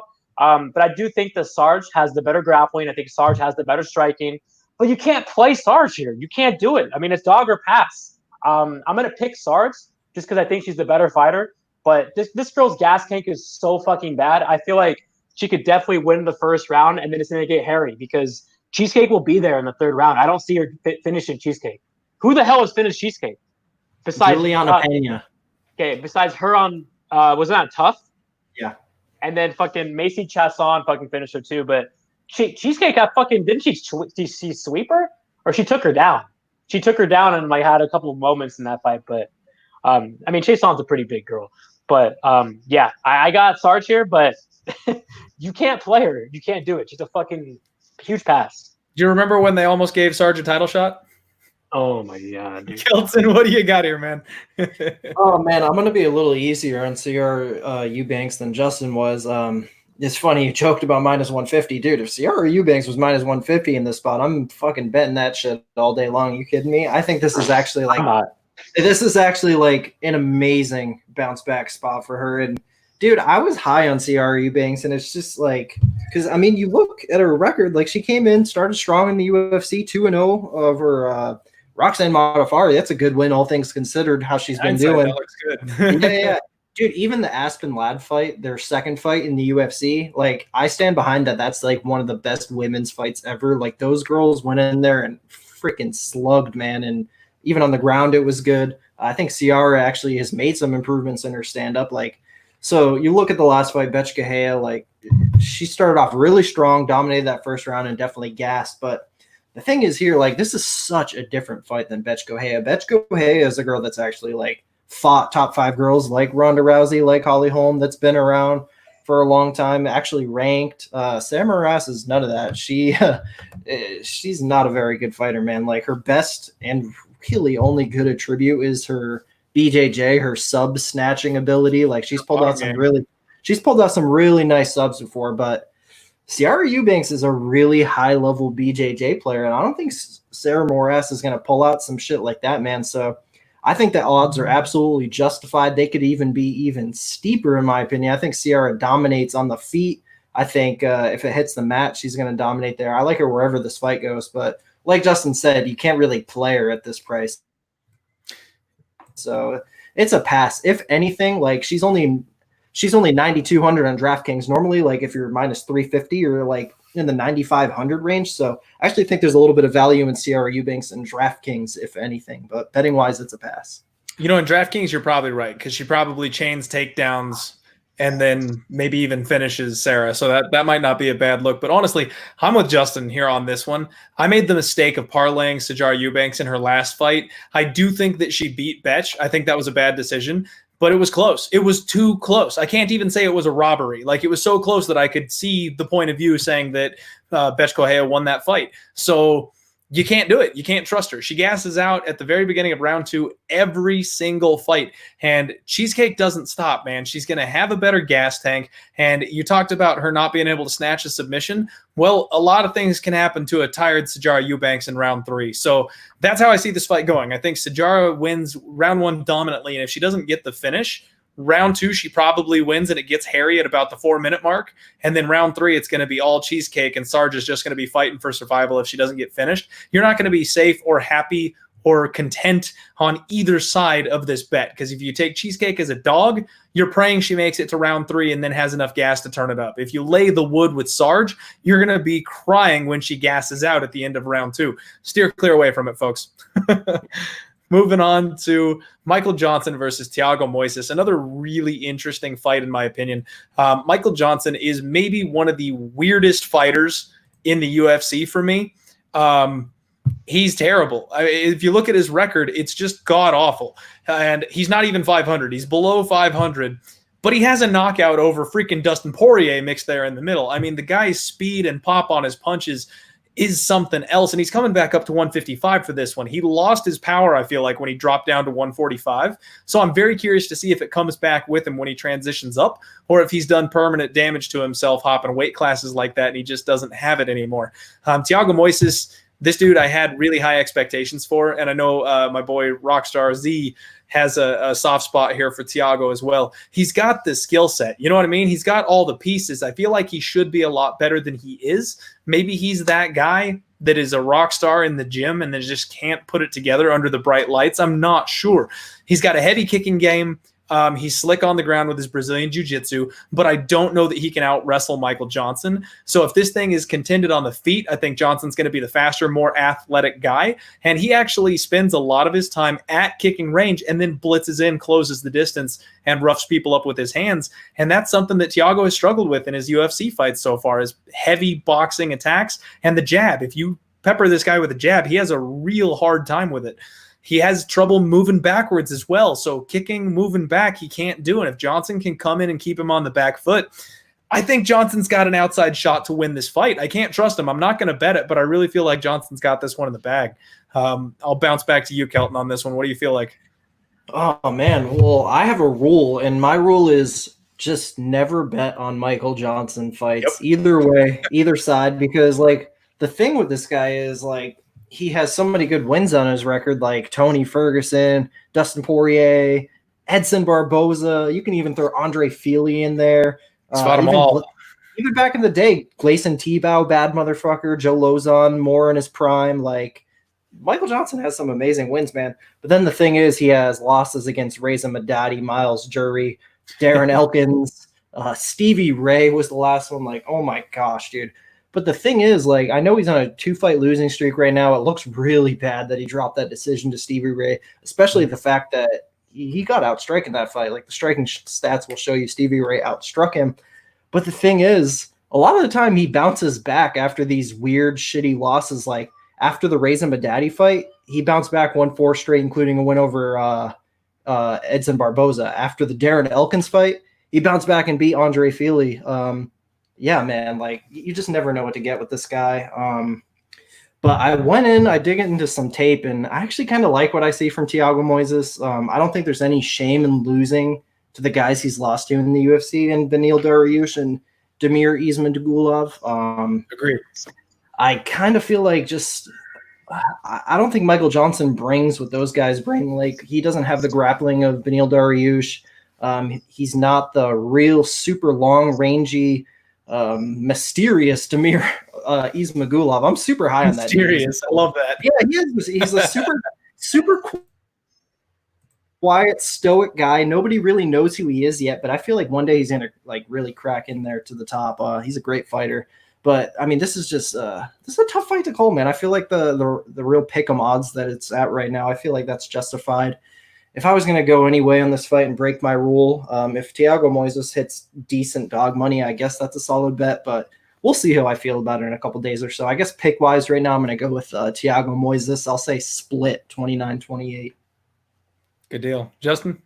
Yeah, there's no way he beat Andre Fili, dude. Fili definitely won that fight. MJ's he's 3-7, or I'm sorry. Yeah, 3-7 in his last 10. And if he would have lost to Fili like he should have, he's 2-8. The guy's the most inconsistent fucking bum there is. He's on his best day, he's beating good fighters like DP and Michael Johnson, but he's so washed up. He's so fucking shot. The guy lost to one of the worst fighters in the division, in Stevie Ray. And the thing is, like Kelvin said, Stevie Ray beat him on the feet, but Stevie Ray fucking took him down in the third round and fucking took his back. Dude, that's embarrassing, man. Moises has a really big advantage here on the mat. The guy's a BJJ black belt at fucking AT. He has a good ground game. He fucking, I mean, Benny's a fucking good fighter. He's a top 15 guy, you know? Like Kelvin said, Damir's a good fighter too. He's probably going to be a top 15 guy. He's too technical. Damir's one of the most technical fucking strikers in the division. I think Moises has a pretty good fucking straight left, a good straight right. He has good hands. He has good weight kicks too. The thing is, both these guys slow down. They both have bad cardio. Michael Johnson has good boxing for sure, but I mean, the guy's chin's fucking deteriorating too. He's been knocked out a couple times pretty recently too. Josh Emmett, fucking killed him, dude. And then Gagey knocked him out too. I don't like his gas tank. Michael Johnson's cardio is fucking trash. But then again, Moises gasses too. Moises gassed against Curl Holloway, but he still dominated that fight. But look, he went for the grappling route. He took him down. He definitely has a big advantage here on the mat. On the feet, Michael Johnson's faster. He's more athletic. But Moises can crack, dude. I mean, Moises has good technical striking, so I think it's going to be close on the feet. I got to go with Moises here. I cannot pick Michael Johnson against anybody, but I'm not playing it because he's not fucking plus money. So I got Moises. Michael Johnson, you need to hang it up after this fight. You're a fucking bum. I mean, if he loses this one, you got to feel like the walking papers can't be too far behind. I know he's exciting. He's probably going to stick around far longer than he should in the UFC just because he's got a fan-friendly, aggressive style. But with that run that he is on, if he drops this one, yeah, you got to feel like the axe is coming. How do you go life and death with fucking Stevie Ray? I don't get it. How do you fucking go to a close war with one of the worst fighters in the division? It's embarrassing. It's a valid point, man. It is a valid point. And I got to tell you that that Josh Emmett fight, one of my favorite memories in recent UFC history, because that night I swept the board with like 8 plays and he was losing that fight up until the 3rd round. Like, I went nuts, dude. I was at a poker room. I was playing poker, watching up on the big screen, and I was like, son of a bitch. I was this close to a sweep, and then kaboom. It was awesome. So the next fight, we're closing out the preliminary card with a really, really interesting heavyweight spot. The legend, Andre Arlovski, returns, and he's facing Philip Lins. Now, this is such a weird spot for me because, correct me if I'm wrong, Philip Lins is the guy that won the PFL $1 million, right? He won the heavyweight tournament. Mm-hmm. So he's got this wave. He's coming into the UFC riding the wave with $1 million fresh in his pocket, and he gets Andre freaking Arlovski. Now, Philip Lins does not impress me, not one bit. He's 34 years old. He's been knocked out 3 times. He was rocked in the PFL several times against those guys that he fought, and he's very, very inactive. He's a very defensive fighter. I just don't think he likes getting hit. And Andre Arlovski has still got some heat on his punches, man. This guy is not dead in the water. And we talked about the last guys I talked to about this fight were saying about how he's chinny, and I think that's a myth, man. The only guys he's been knocked out are Jairzinho, Ngannou, and Walt Harris. Like, the hardest 3 punchers in the UFC are the guys that have managed to knock him out. He goes to decision with everybody else. And he fought super close with Augusto Sagai, who I think is a pretty interesting heavyweight prospect. Like, he's still got gas in the tank. And I got to wonder, people always talk about how do you get up and work when you're in silk sheets? This guy just won $1 million. Is he really going to be putting in the work when his debut UFC fight is Andre freaking Arlovski? He's not coming in the middle. He's coming in at the very bottom. I feel like the UFC is trying to give him a layup, and I'm almost convinced that this is the spot where Arlovski pisses in this guy's Cheerios and welcomes him to the UFC with a boring 3-round decision loss. Kelton, what do you think happens here? Oh, man. Are you betting Arlovski? I'm tempted. I'm not there yet. I kind of want to sit tight because I think a lot of money is going to come up in Lins. So this is a spot where I'm not very good at reading line movement. I fully will admit that, but I know better than to take the underdog who's the elder statesman. Money's coming the other way. So I'm going to keep a close eye on this line, do a little bit more research. I'm more than likely going to pass, but the side I'm interested in is Arlovski. And if he gets to be a big enough dog, I might have to. Well, man, I'm going to have to disagree completely here because Andre Arlovski has lost 9 out of his last 13 fights, maybe even 10 out of his last 13 fights. It's definitely not looking good. Like you mentioned, though, like he definitely is losing to some really good guys like Rosenstrike his last time out.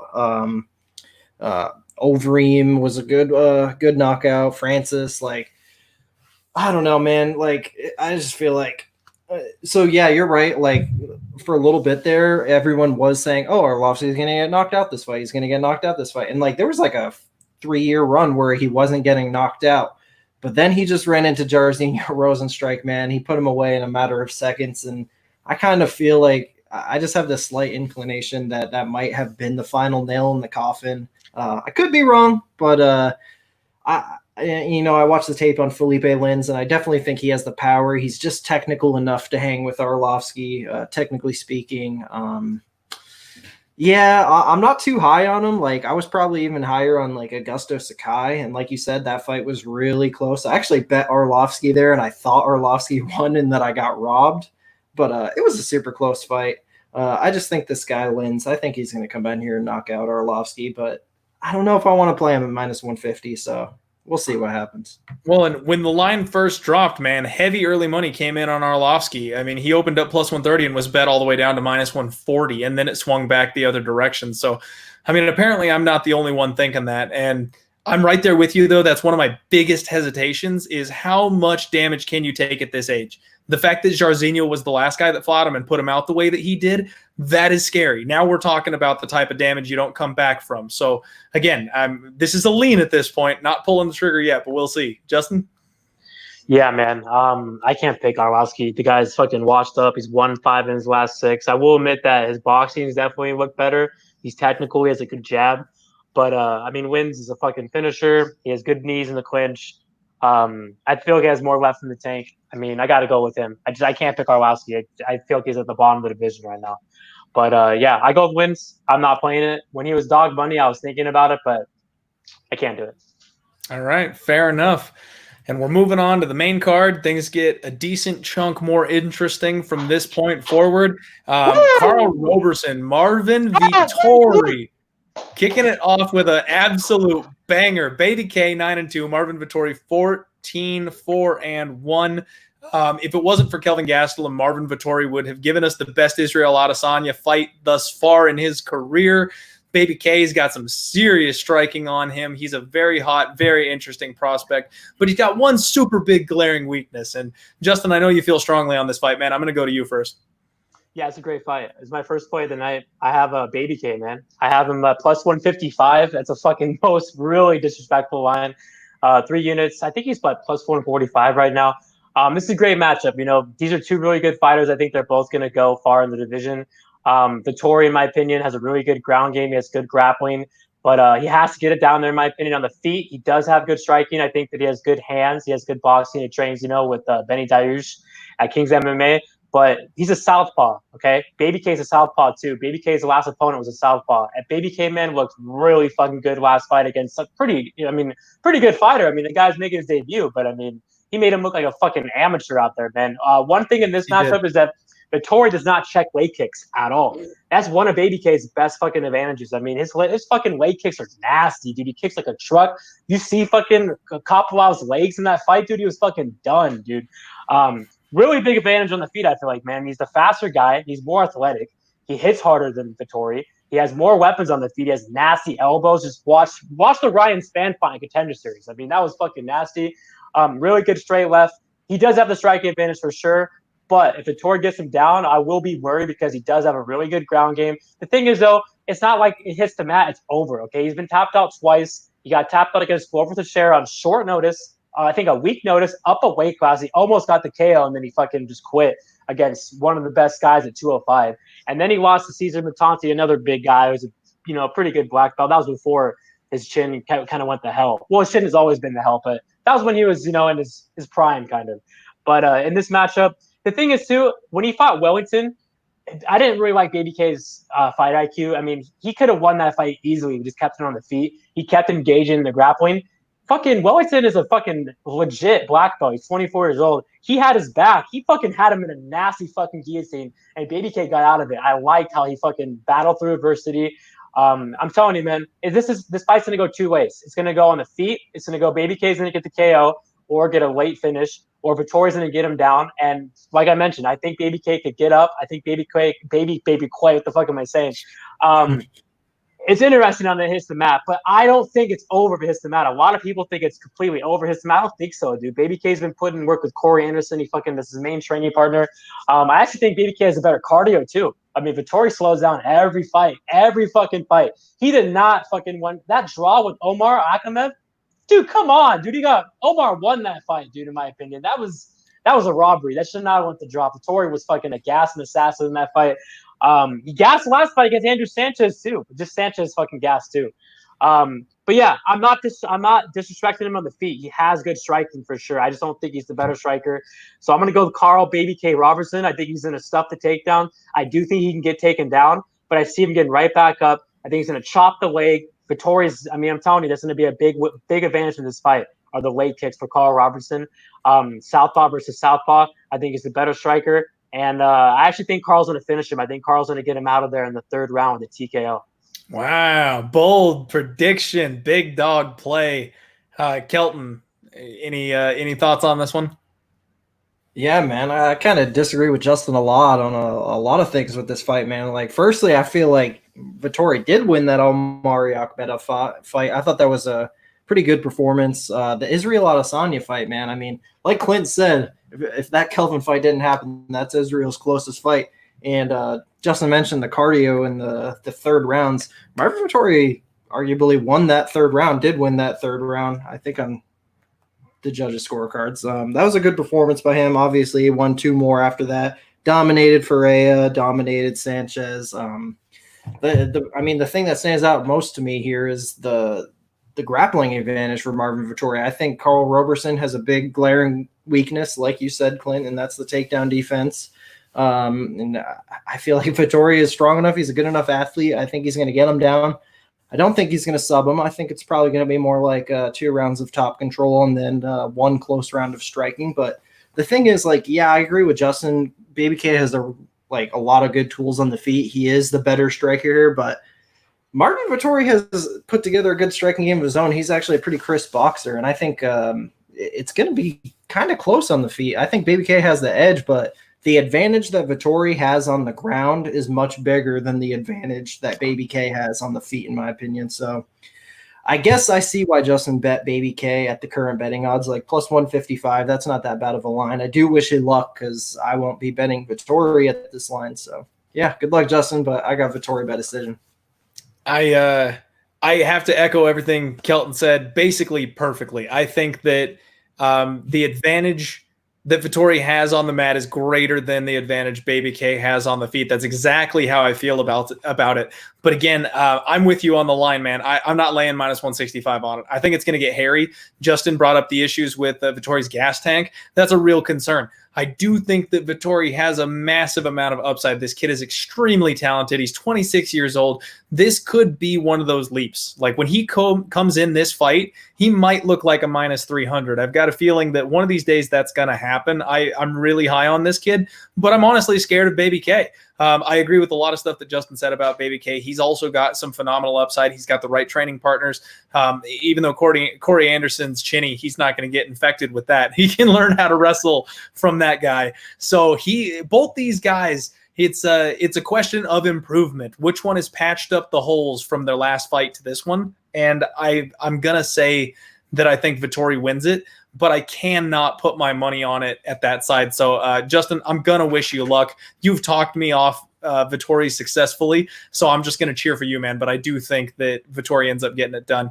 Might have him in like a Hail Mary parlay or something like that. He has wrestling. He has underrated wrestling too. Like people act like he has no ground game. Like he fucking took down a fucking undefeated Russian with fucking one eye. He had one fucking eye in the fight and still got the fucking finish. I mean, that was fucking a beautiful performance in my opinion. That was fucking good.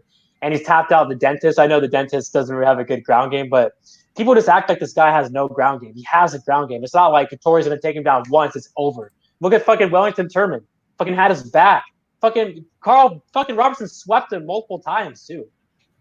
So and that's exactly what I'm talking about, man. I can see what you're saying.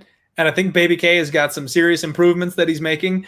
If he continues to improve that way and that sub defense and that grappling defense gets shored up, he's going to be a problem.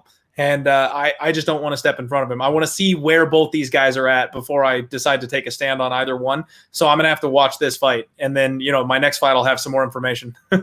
Vettori is not a better striker than this fucking kickboxer. He's not. Like Vettori's good on the he is, but he's not better than Baby K. Definitely not. I agree with you 100% there. He is not better than Baby K, but I think he's serviceable, and that's where it gets hairy. He is. Yeah, next fight, it's another exciting one.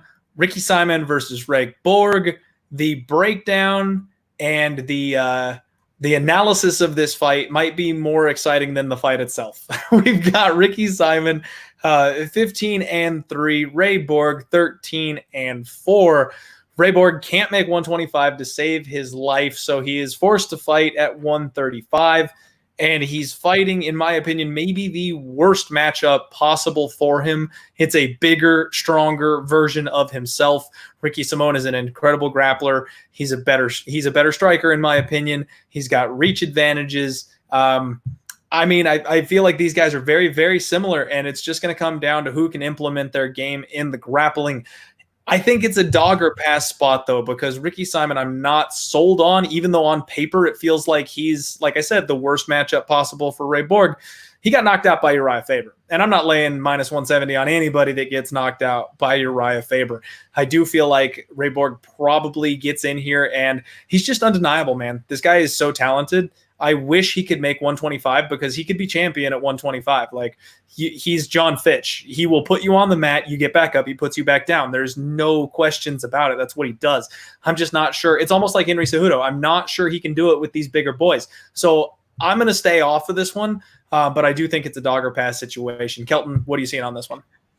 Man, I am this is my first play of the night. I got Ray Borg as the underdog here, man. I got plus 160 earlier today for 2.5 units, and I disagree big time that this is a nightmare matchup for Ray Borg, man, because when I go and look at the tape, I've pretty much seen Ricky Simón get taken down his entire UFC career, especially including his last fight. He even got taken down by a boxer in Rob Font. And this is what Ray Borg does, man. He takes guys down. He's super good at it. He's super good at holding them down. That last fight against Bontorin, man, like, I'm super high on Rogerio Bontorin. I think that guy's going to have a really good UFC career. He's going to stick around in that top 10 for a long time. I think he's going to bounce back. That was a great performance by Borg. And the thing is, like, Bontorin is a brick shithouse of himself. Like, he's only like 1 inch shorter than Ricky Simón. Like, I bet you Ricky Simón only walks around like maybe 5-10 pounds more than a guy like Bontorin. I actually don't think the size is really going to be that much. I kind of feel like the skill advantages outweigh the physical and size advantage more for Ray Borg here. I just really see him doing what he normally does. And another reason I don't think it's a nightmare matchup for him is because, like, we know Ray Borg isn't the best striker in the world. We saw back in the day his fight against Justin Scoggins. Justin Scoggins put on like a master class that night. He just kickboxed him at range, was able to keep Borg away from being able to take him down. And I don't think Ricky Simón has that kind of style to where he's going to be able to evade Ray Borg's takedowns this whole time. And once Borg like pushes him up against the cage and gets deep on a single, like, I just see him taking down Simón all day long here, man. I'm going to say he wins 29-28 or 30-27 decision. So, yeah, man, live dogs. Justin, what do you think, man? This actually might be my most confident bet on my 3 bets. I mean, I think it's a terrible matchup for Simón. A lot of people are fucking disrespecting him here, or disrespecting Borg. I will admit that Simón is going to be the bigger fighter for sure. I see BK in the chat right now saying that Simón should be minus 225. Just to let you guys know, the last time BK was this fucking arrogant is when he said fucking the Bronx was going to get smoked against Kevin Lee. And what the fuck happened? Kevin Lee tapped out like a little bitch. Anyways, back in this matchup. Ray Borg is the better grappler. He has the better cardio. He's the fucking better scrambler. He's the better fucking wrestler, the better ground game, all that stuff. And I'm telling you right now, the scrambles, the transitions is all going to add up to fucking Borg. I mean, the thing with Simón, he has good wrestling, but he doesn't have good control. He's not going to be able to control Borg. Borg has a really fucking good top game, really good control. I do give Simón the better striking. I will say that, but it's close. But Borg is way more durable. Simón has a fucking terrible chin. I would not be surprised if fucking Borg went out there and dropped his ass and fucking got him on the mat. I mean, Simón's chin is fucking hot garbage. It really is. The guy's been taking so much damage. He got knocked out by a guy in a retirement home, fucking Uriah Faber. I'm telling you, man, Borg has a big advantage here in the mat. Borg is a lot better than Simón. It's just Simón's a lot bigger than him. But I'm telling you, Borg is going to have the more takedowns, the more control. And I got to go with Ray Borg. I think he's really fucking talented. I think 35 is actually a good division for him. He is going to be the smaller fighter. But, yeah, man, he's relentless, dude. The guy's pace. I mean, Simón is a good pace, too. But, I mean, come on, dude. Simón is just not really that good. He's tough. But, I mean, he's not going to be able to go out there and bully him. I mean, that's what Simón does. He bullies you. He gets you down. He beat Montel Jackson, a green Montel Jackson on short notice. If they rematched, we all know Montel Jackson would start him in 1 round. I mean, Jackson hurt him multiple times in that fight too. But yeah, man, I don't get it. I think this line should be a pick'em. I mean, Borg is a good fight. I honestly don't get the disrespect. People are acting like Simón's gonna fucking tap him out in the first round. He's gonna out grapple him. Anybody that thinks Simón thinks that's the better grappler, you guys are fucking retarded. Ray Borg is 100% the better grappler here. So I got to go with the better grappler. I got Ray Borg, and I think he's gonna put on a clinic here and get a fucking dominant decision win. All right. 2 out of 3 are both on Ray Borg at dog money. I like it. And I'm leaning that way myself. I don't know. I might end up having to get that itchy trigger finger and get in there with you guys. Kelton, I'm going to start with you on this next fight, man. It's such an interesting spot. We've got Alexander the Great Hernandez finally making his comeback here, 11-2, taking on the resurging Drew Dober, 22-9. How do you feel on this one? Man, I have not bet it yet, but this is going to be 2 fights in a row. Me and Justin are on the same side here. I got Drew Dober, man. I think this guy is in the best form of his career. I think he's making improvements in all areas of the game. When it comes to the wrestling, obviously that's the big topic here. Hernandez's wrestling. Man, I don't see it, man. Like, I don't see him being able to come out here and hold down Drew Dober for an extended period of time. The thing with the Beneil Dariush fight, like, he was getting whooped by Dober. Dober was looking really good on the feet. Like, he almost had Beneil out of there. Beneil was able to, he's a crafty vet. He got him down. He submitted him, but, like, Hernandez isn't a black belt. Like, Hernandez isn't going to submit Drew Dober once he gets him down. Like, he might have a little bit of success with the wrestling, but I just feel like Drew Dober is going to make him pay so much when it's on the feet, when the rounds start, before Hernandez, like, gets going with the wrestling. Like, I think it's going to be really tough for Hernandez in that second and third round. I think Drew Dober has a cardio advantage here. I think at one point he's going to end up connecting on that shin. Hernandez, like, he came into the UFC, beat Beneil Dariush, guy that beat Dober, but of course we all know MMA math doesn't work. But dude, like, I'm really not impressed. Like, I went back and watched his entire UFC career, was not impressed with the Trinaldo fight. Was not impressed with the OAM fight. I believe he had one more. I wasn't that impressed with that one either. I think Drew Dober gets it done here, man, and I hope he hits dog odds again. All right, Justin, you want to follow that up? Yeah, my last bet's on Dober. I put 2 units on him at plus 105, and then I put a unit on him at, minus 115, I think. And then I put, 0.2 units at minus 115 just so I can get hold on, let me see this real quick. What do I do? Okay, so I have 3.2 units on him. I did that just so if, I got to have good money management. So I have all my plays at 3 units. But anyways, I think that Dober is the better fighter here. I think Alex Hernandez, a lot of people like to call him Fraud Hernandez. I kind of joke around about that. He's not a fraud. He definitely is not a jobber. The kid, definitely has a lot of hype. I think he has to get this fight down to the mat. If he doesn't, he's going to get knocked out. I could definitely see him getting the takedown here. But the thing is, I don't see him controlling him. I don't. Like, when have we ever seen Hernandez control somebody? I think he could take him down, but he's not going to go out there and tap him out or anything like that. I mean, he has to go out there and win 2 rounds based off of grappling. I don't see it. I mean, Dober has the better cardio. Dober's more technical on the feet. He's a lot bigger than him. I mean, that's one thing right there. Dober's like a fucking welterweight. This guy's fought at welterweight. He looked like a welterweight, literally. He's huge. The guy trains with fucking Justin Gaethje. Another thing I like, too, this fight is that he's been training with Benny. I mean, Dariush, that was one of his last loss. I mean, the guy's fucking 7-2 in his last 9 fights. He's 5-1 in his last 6. His last loss against Benny, he fucking was winning the fight. He made some bad fucking, some really bonehead fucking moves, but that's against the top 15 guy. And then what did he do? He fucking bit down his mouthpiece, won some fucking fights, and then he's training with fucking Benny. So I like that he's training with the guy that he lost to. And Alex Hernandez is not Benny on the mat. He's not. The guy has movement on the feet. He likes to dance around. He's fast. His striking is decent. I mean, the guy has power for sure, but I don't like his gas tank. I think OAM could have beat him in that fight if he wasn't a fucking jobber. But yeah, man, Alex Hernandez, dude, I just did not like what I saw from him in his last fight against Ronaldo. He looked so scared out there. Cowboy just butchered him bad. It's not like he's fucking a bum on the feet. The guy has decent striking. He has power. But Dober's just way more technical. He hits way harder. Dober's fucking straight left is fucking beautiful. That Nasrat KO was fucking money. I think Dober's going to knock him out. I mean, Hernandez should be fucking fighting the featherweight. I feel like he has to get this fight down the mat. And I just don't see him controlling him or getting the submission. So I'm going to go with Drew Dober, and I think he's going to starch him within 3 minutes in the first round. This is about to get interesting. So one of my locked-in plays, boys and girls, I've got Alexander Hernandez at even money. I got plus 100 on him. He's one of my favorite dogs here. I'm on the opposite side of the fence from my boys.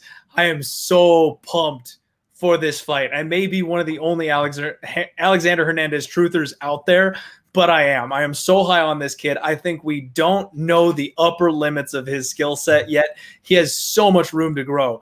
So he's 27 years old, and he absolutely wrecked Beneil Dariush coming in on short notice, right? Nobody sees that coming. His explosive power on full display.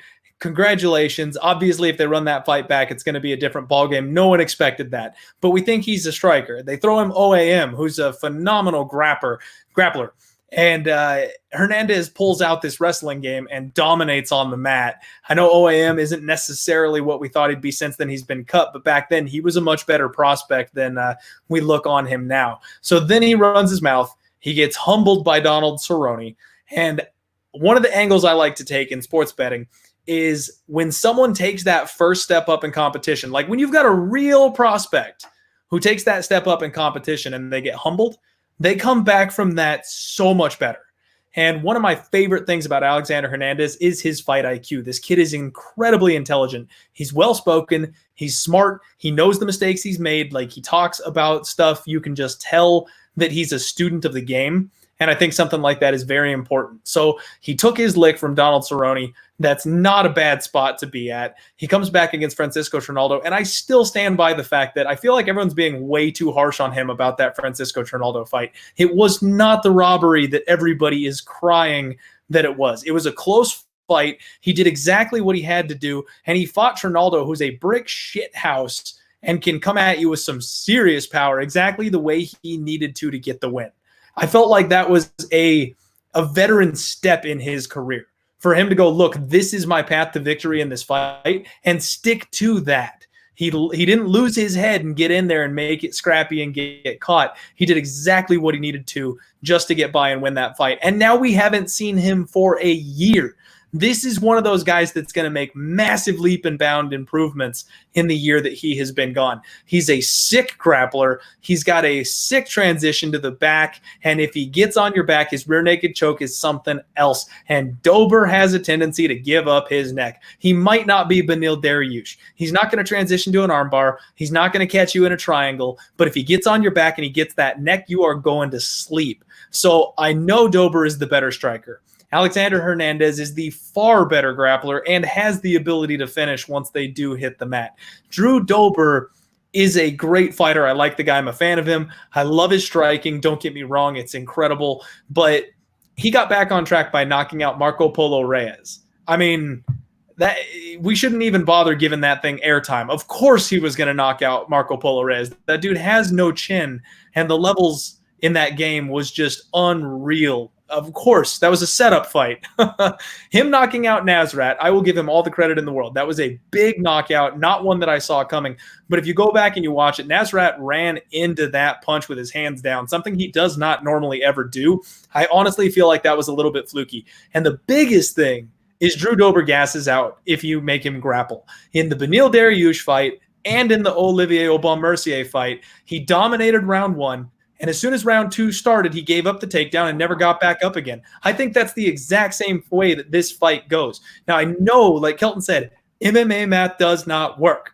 So put a little asterisk next to what I'm about to say. But the two guys that beat Drew Dober are the two guys that launched Alexander Hernandez's career. He's 2-0 on the guys that Dober's 0-2 against. And he has the exact same skill set. He can take this guy down. He can wear him out. Once Drew is tired, he's like Donald Cerrone, man. That striking doesn't matter for shit once he's tired. Alexander's going to choke this kid out.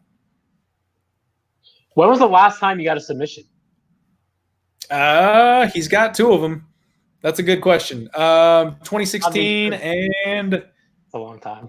Yeah, I mean, it's been a while. He hasn't gotten one in the UFC, but like I said, I love this kid's intelligence. The only person he would have submitted would have been OAM, and instead he just ground out the fight on top because he knew he was in no danger from there. You're not going to get Trinaldo on the mat, so there's no opportunity for a submission there. He knocked out Beneil Dariush, and let's face it, nobody's submitting Dariush. Same thing with Donald Cerrone. Like, I thought he was going to win that one by knockout. He's had no opportunities in the UFC to have a reasonable submission. This is the one, and I'm pretty sure he's going to get it. If OAM wasn't a fucking French fucking idiot, he would have fucking beat him. And OAM beat Dober in 2016. I mean, Dober's won like 7 fights since then. I mean, Dober's a way different fighter. Another thing too is the exact same game plan together 3 years later, and it still worked. I just don't think I don't know how you think that Hernandez won that fight. The only reason why he won that fight is because he's in Texas and that's where he trains and lives. I mean, even he thought he lost. I mean, dude, Ronaldo 100% won that fight. That was a fucking robbery, in my opinion. See, and that's one that, again, I feel like we've got to define the word robbery. That was in no way a robbery. It was a slow fight. It was a low volume fight. You can't say it was a robbery on either side of the coin. I do think that Hernandez got a bump from being at home, but I did score it 2-1 for Hernandez. I think it was close, but I think he got it done. I think the thing in this fight is that Dober has a really big cardio advantage. I heard you say something about he gasses out when he gets with the grappling thing. You make him wrestle, he gasses. I mean, Benny is a fucking way different fighter than fucking Hernandez. Hernandez's gas tank's not that good. I mean, he was dying against OAM. He got the win, but he put himself in a lot of bad positions that OAM just fucking is a fucking French idiot. But again, those bad positions aren't going to matter in this fight because Dober isn't a grappler. He's not going to get hurt on the mat in those bad positions, I think. And again, it's been a year. It's been a whole year since we've seen Hernandez. I expect him to be much better here, and he's got all the exact pieces you need to take out Dober. So I got to take that shot. Not Benny on the mat. Even OAM is better controlled than fucking Hernandez. I mean, I don't know how you think Hernandez is going to tap him out. He hasn't even had a submission in 4 years. The guy has decent grappling, but I don't even know how he controls a guy like Dober. I don't see it. All right. I love it. We get to find out. The show is boring when we agree all the damn time. Yeah, because Hernandez has a grappling advantage. I mean, for sure. I'm not going to sit here and say Dober does. I'm not stupid. Obviously, Hernandez has a grappling advantage, but I just think he has to do it early. He has to be shooting for his life to be dependent on it because I just think Dober's a way better striker. And I think he's competent enough on the feet. He's athletic enough that I think if he strikes with Dober for round 1 and then gets maybe a late takedown or something like that in round 2 when Dober's not quite as fresh, there's not as much pop on his punches, that's when he gets it done. Don't get me wrong. I'm not disrespecting Dober. If this thing stays standing, I fully expect Alexander Hernandez to take another canvas snap. I don't think Nasrat fell into that punch either. I mean, Nasrat was cleaning. He was fucking landing some good shots in that fight. I mean, Dober just fucking caught him with that straight left and fucking just sent him to fucking Mars. The timing was good, but I also don't think Hernandez is going to be coming in with his chin open like that. I think he's smarter than that. Well, Nasrat's a better striker than Hernandez, for sure. One more thing I want to add. I know you mentioned, Clint, that he's a pretty well-spoken guy, but I don't think that really means anything when it comes to the fight. And what I hear when I hear him in interviews, I still sense that cockiness. I feel like even though that Cerrone fight happened, the guy still isn't humbled. Maybe he needs one more. We'll see what happens. See, and I actually like that. I mean, the fact that look at Conor McGregor, those guys that call their shots, to me, there's something to that. I like the confidence. I don't think so. In the Cerrone fight, he took it too far. He was cocky. He went way over the line, talking shit to an elder statesman, and he paid for it. So far, he hasn't been that disrespectful of Dober, and I think that's where he's kind of settled into a happy medium. He's confident in his skills. He's put a lot of work in. He's improved, and it's fine to go into a fist fight thinking you're the better of the two men. So I think he's kind of hit that happy medium. We'll see. We'll see what happens. I mean, maybe when fight time comes around, he starts pouring on the shit talk and pays for it again. Only time will tell, but he better be shooting. I like what I see. He better be shooting like crazy because he hasn't really had. He hasn't had a lot of success on the feet. I feel like the only time he's done good in the feet was that fucking KO against fucking Benny. I mean, OAM, he didn't look good on the feet. My bet is based on him shooting. Let me say that. He was running the whole fight versus Ronaldo, literally. He got hurt too in that fight. He got his fucking head cut open and shit. I don't know, man. I feel like the guy has to fucking go for the takedown. But then again, he has a grappling advantage. I got to give him the fact there. But can he control Dober for 2 rounds? That's the question. I mean, can he do it? I don't think he needs to. If he can chain grapple him, if he can transition to the back, I mean, honestly, I think if he gets on Dober's back, it's over. But I don't think he needs to put him on the mat and keep him there. If you let Dober get up once or twice, that's the game plan, man. Wear him out. Get his arms heavy. Push him up against the cage. Get blood filled up in those arms. Make him harder to swing. And then Drew Dober's not the same fighter. Whose back is he taking in the UFC? Again, though, not in the UFC, man. He showed it before the UFC. I know it's a different level, but that is still in his back pocket. It's a skill set that he has and just hasn't had the opportunity to show it off yet. Dober's so much bigger than him, man. I feel like this guy should be at 45, but we'll see. This is gonna be a fucking great fight. One of us will be right, one of us will be wrong. We'll see. Damn good fight. All right. Moving on. We're getting to the end here. Co-main event. We have got OSP making a very strange jump on a short notice fight to heavyweight against my daddy, Big Ben Rothwell. I was told a long time ago that I look like I could be Big Ben Rothwell's son.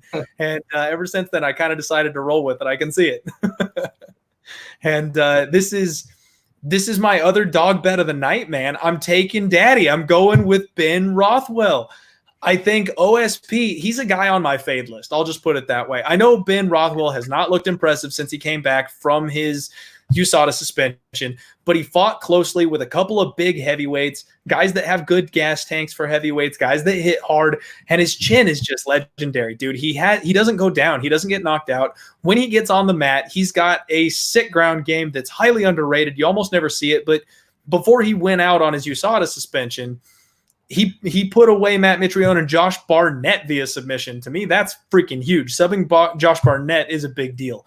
OSP, the dude can't get through round two. He gasses out in round two every time. He used to be this big, athletic, scary dude at 205, but now he's 37 years old. I think he's slowed down a lot. And he got that win. It really hurt me. Cost me a whole lot of money when he beat Lord Mikhail Olajaychuk.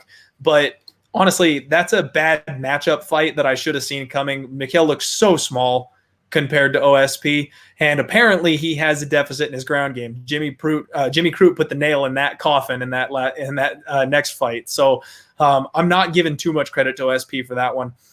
I think he has to get Big Ben to the mat to win this thing, and if he does, I don't see him holding Ben down on the mat. Ben's just going to be the bigger, physical, stronger guy. I think he's going to be able to get back up and make it a standing war. And both these guys are low volume, so normally I wouldn't be betting Rothwell. But if there's one man in the UFC who's more low volume than he is, it's OSP. OSP has no offensive output on the feet, and as soon as you put him in round two, he's a shell of the guy that was in round one. I love getting dog odds here on Ben Rothwell. I think he should probably be the favorite realistically. I'm going to go ahead and take that stab at it. Justin, talk to me. Yeah, man. This is actually one of the times where I was thinking about betting a favorite here because I think OSP is going to fucking go out there and dominate Rothwell. I mean, I think OSP is better everywhere, honestly, man. The thing with OSP is that he's definitely declining. He's a slow starter. I mean, he's been finishing the first round. He's tough, though. That's the one thing about OSP. He's a fucking tough guy, dude. The guy's tough. He has good cardio. He's so much faster on the feet. He's way cardio? I think he has pretty decent cardio. You don't think so? I think he has good cardio. OSP has good cardio. Look at the Corey Anderson knockout in the third round. Corey Anderson's got no chin, man. Corey Anderson was dominating that fight, and OSP caught him in the third round. OSP has good Krylov and the Dominic Cruz fights in 2018 and 2019. He's huffing wind after Dominic Cruz. I'm sorry, Dominic Reyes. I'll take Dominic Cruz. Wrong Dominic. We just watched him fight at 249. Dominic Reyes is a fucking top 3 guy, man. He's fucking elite. But you shouldn't be huffing wind after 4 minutes, no matter how good the other guy is. He has way better cardio than Rothwell, in my opinion. He has good cardio, SP. I don't think he has. Kelvin, does he have bad cardio? He went 5 rounds with John Jones. Yeah, OSP does not have bad cardio at all. He actually gets better throughout the fight. I mean, look at the Corey. 5 rounds with John Jones in 2016. So he's a different OSP. What has Rothwell done, dude? Rothwell hasn't done anything, man. Rothwell has a good choke. Okay, he has a good ground game for sure. But then again, OSP has a fucking nasty ground game. This fucking the Von Prue choke. It's one of the best fucking guillotines out there. I actually think OSP has the better wrestling too. The thing is, I don't think he wants to go out there and take down Rothwell. Rothwell's a lot bigger and he has a good choke. I just think he's a better striker, man. I mean, I think he's faster, like I mentioned. He's way more athletic. He has a good straight left. He has good kicks. I like his performance last fight, dude. I mean, he lost the first round. He came out there, took him down. He looked good, man, last fight. He really did. I mean, the first round was a close round. I mean, he definitely lost, but he comes on strong. I like OSP. He's just so much faster, dude. Rothwell's so slow. I mean, Rothwell fucking lost to Arlovski, dude. That's fucking embarrassing, in my opinion. So I got to go with OSP. I mean, yes, he's going to be a lot smaller than fucking Ben Rothwell, but he's just he's so much better, I feel like, man. I mean, he has more left in the tank. Ben Rothwell fucking, he's probably eating Krispy Kreme right now, dude. I don't trust him. So I got to go with OSP. And I mean, I could see him tapping him out, but I think he's going to play it safe and just outstrike him on the feet and potentially knock him out. So I got OSP with a not KO. How dare you disrespect my dad like that, you son of a bitch. What do you got on this one, man? Oh, man. I've been a fan of both guys for a long time, man. Two vets of the sport. Both guys been in the UFC a long ass time. I know Ben Rothwell versus Josh Barnett. That was one of my first MMA bets ever. I bet on Rothwell. I thought he was going to knock out Josh Barnett. Pulls out that freaking choke, man. Like, that should have won, like, submission of the year that year. Like, that was a great one. But after that fight, that's kind of where we went a little bit downhill. He got completely picked apart by Junior Dos Santos. No, not really shame in that, though. I mean, that's a top 5 guy. You know what Junior Dos Santos would do to OSP? I mean, he would. But it was really the next 3 fights, man. And what it burns down to is Rothwell took a nice little USADA suspension there, man. He was off for about almost 3 years, a long time. Came back against Blagoy Ivanov. That was just such a slow, not a fight I wanted to rewatch. And then the fight after that, man, against Andre Arlovski, I picked Rothwell there, man. I thought he was going to knock out Andre because Andre's chin, but dude, he made Andre Arlovski look like Muhammad Ali out there. Ben looks so slow, and Arlovski just he tooled the dude, man. Like, that was pure domination. Arlovski got a new doctor for that fight, man. I drew a line through that. I think something was wrong that night because Andre doesn't look that good, and Ben also, as sketchy as he is, he doesn't look that bad either. Something was different that night. But I mean, like you said, like Arlovski had that really close fight with Sakai. I think this fight was either like right after or right before. It was right around it, yeah. Arlovski had a couple fight string there where he wasn't looking too bad, but I mean, just the fact that you're going out there and getting dominated by a guy that's like 3 wins and 10 losses in his last 13, and then the most recent fight, the Stefan Struve fight, dude, I thought Ben Rothwell looked awful in that fight too, and that was Stefan Struve basically coming off retirement, and I thought Stefan Struve was basically on his way to winning that fight before all the nut shots. So, but with OSP, man, like obviously he's jumped up to heavyweight, and that's scary. He's finally going to feel that heavyweight power, and absolutely Ben Rothwell could come in here and knock him out. I mean, I'm a little hesitant betting OSP at a favorite here just because of that power. But I just kind of feel like if Arlovski, who's much slower than OSP in my opinion, if he can go out there and put on the striking clinic on Ben Rothwell at this point, I feel like OSP is going to go in there. He's going to do his thing. He's going to throw some head kicks. I just feel like he's going to be a lot faster. He's going to be throwing a lot more. I don't think he'll knock Rothwell out. Rothwell does have a good chin.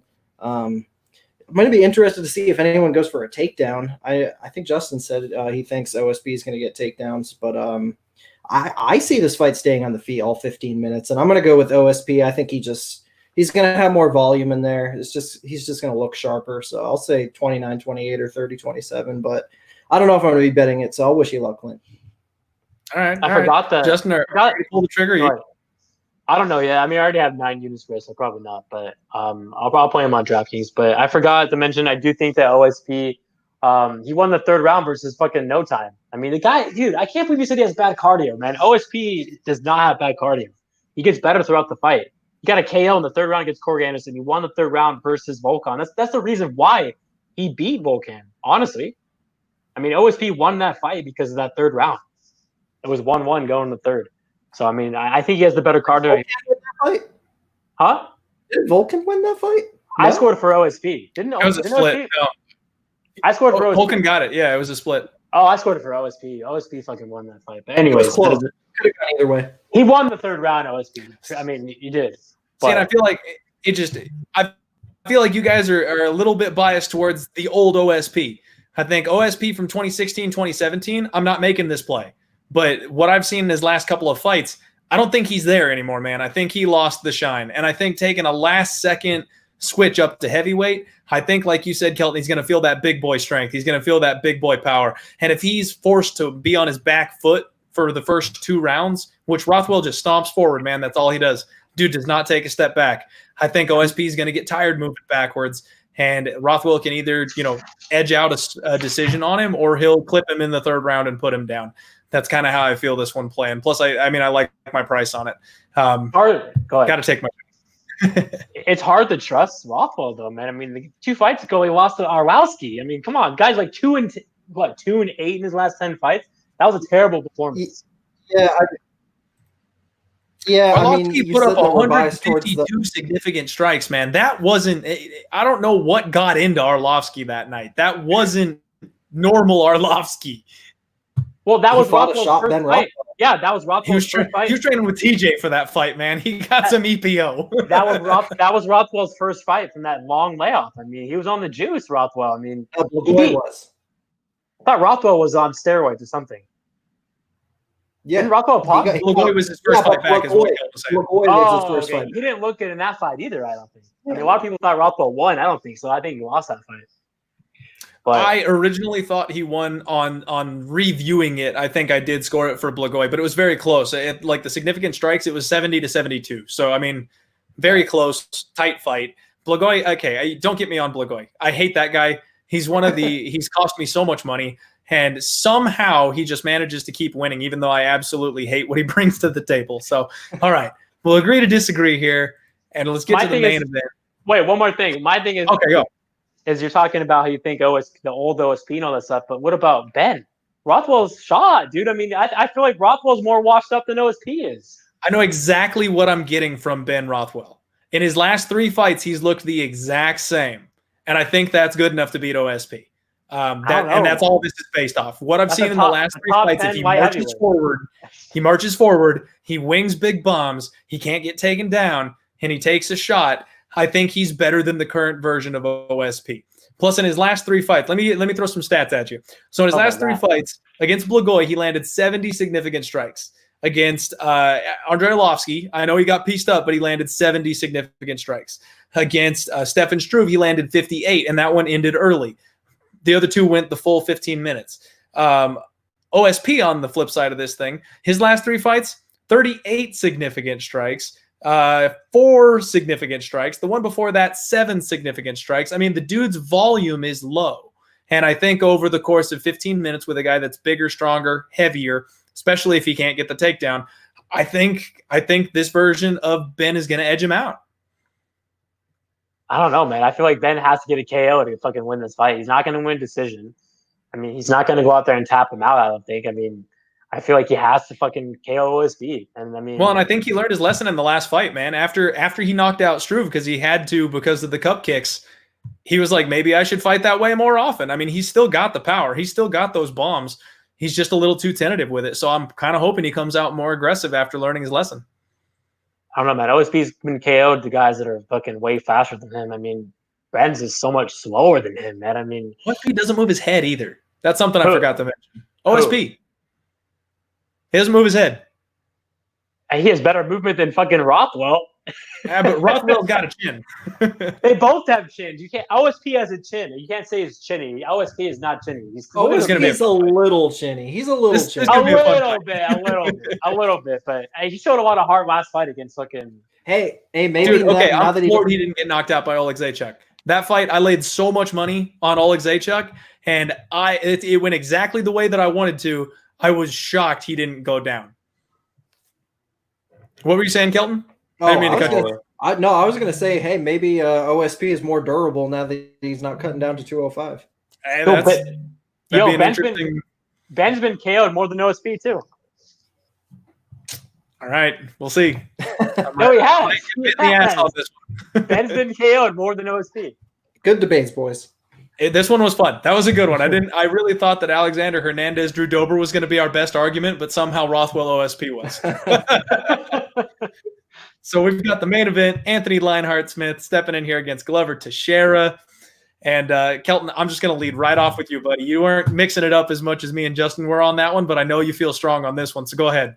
Yeah, man, I'm hoping there's no debates on this one. I hope you guys are with me here, but yeah, man, this is only like my second or third 5-unit play of the year. I'm very confident on Anthony Lionheart-Smith to go out there and get the win here. As of right now, he's my second play of the night. Only got 2 so far. Probably have more, but dude, Anthony Lionheart-Smith, dude, I freaking love this guy. I've been cashing on him since back against Andrew Sanchez when he was like plus 300 at middleweight. And, dude, his career at middleweight was so damn shaky. But he moved up to 205, and now you'd be crazy to say he's the same guy. He's a completely different dude. Not having to cut that weight, so beneficial for him. I mean, dude's huge. He's like 6'5". I mean, he's outsizing most of these guys he's fighting at 205, including what's going to be Glover. I mean, he's going to dwarf Glover in there. And historically, Glover has struggled with a lot of these taller, longer guys like the John Jones. Somebody else is completely slipping my name right now.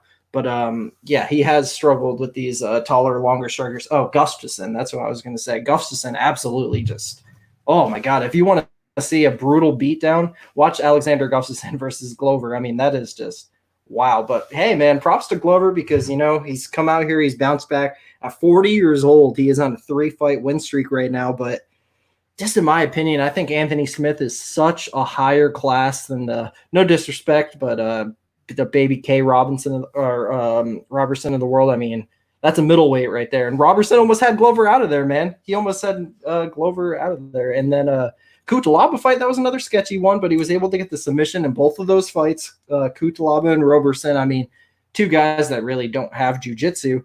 And then he actually fought a guy in his last fight who does have some jiu-jitsu in his game, and Nikita Krylov. And, dude, that's a great fight. That was a good fight. I had money on Glover there, actually. I think I had plus money, I want to say, and he was able to barely scrape it out. But, dude, Krylov was giving him fits, man. Like, that was a really good fight. Could have gone either way.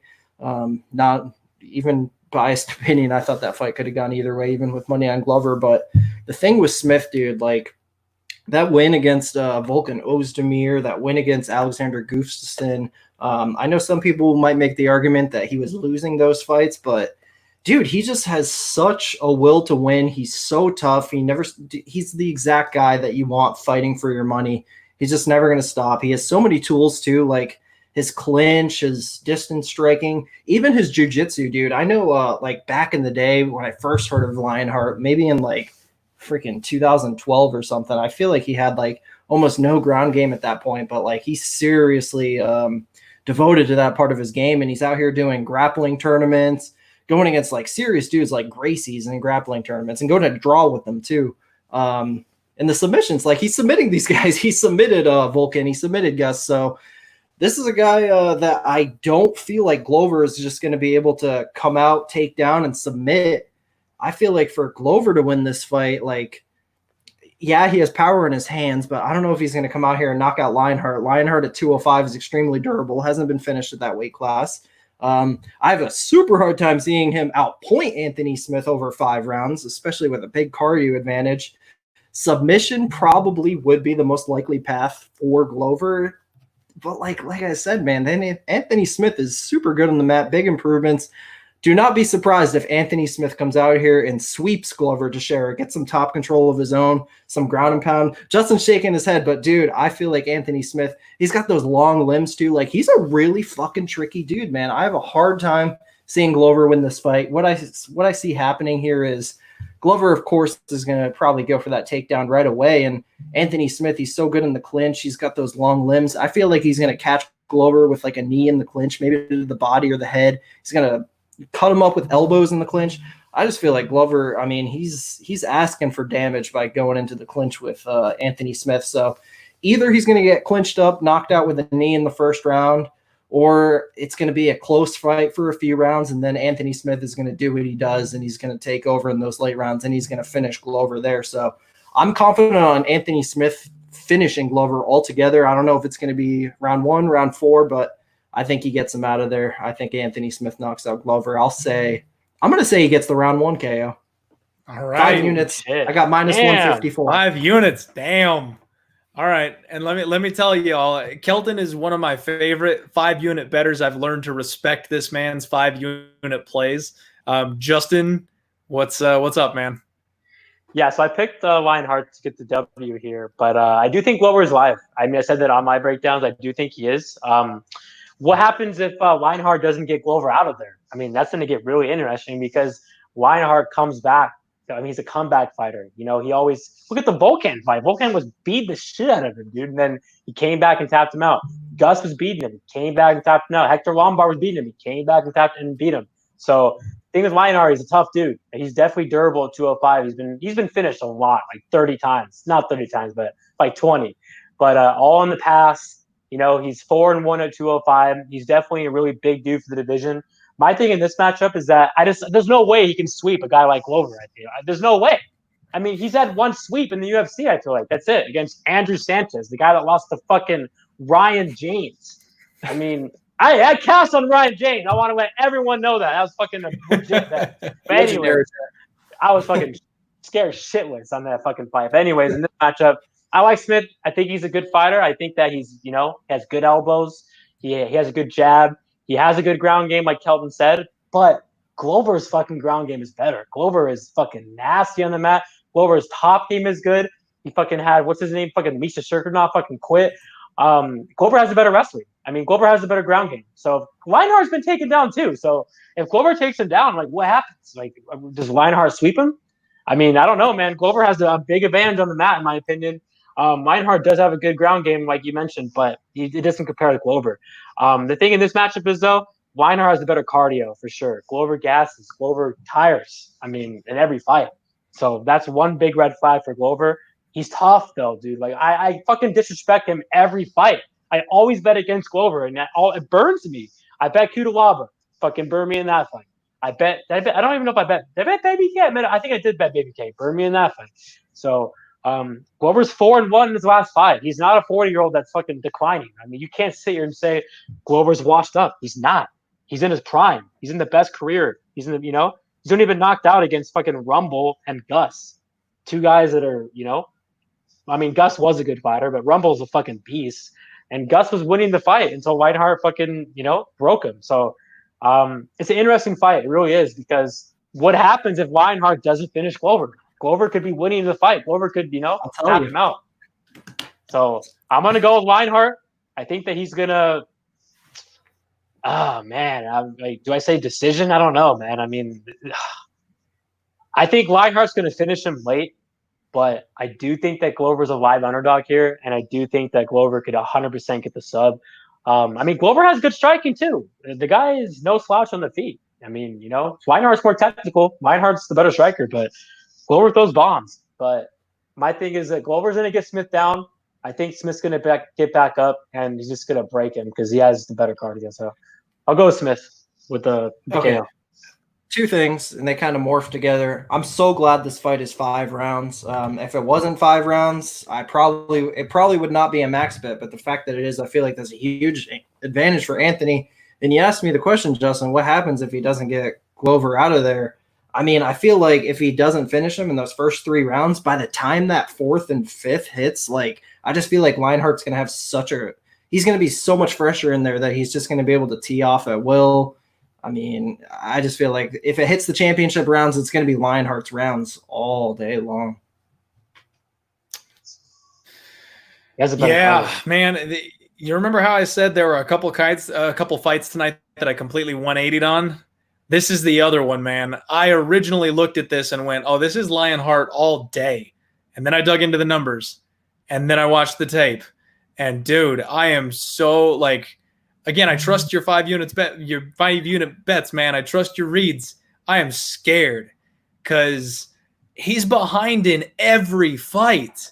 He gets outworked in every single fight and has to come from behind to win it. And I think Justin nailed it with the fact that it's going to be cardio.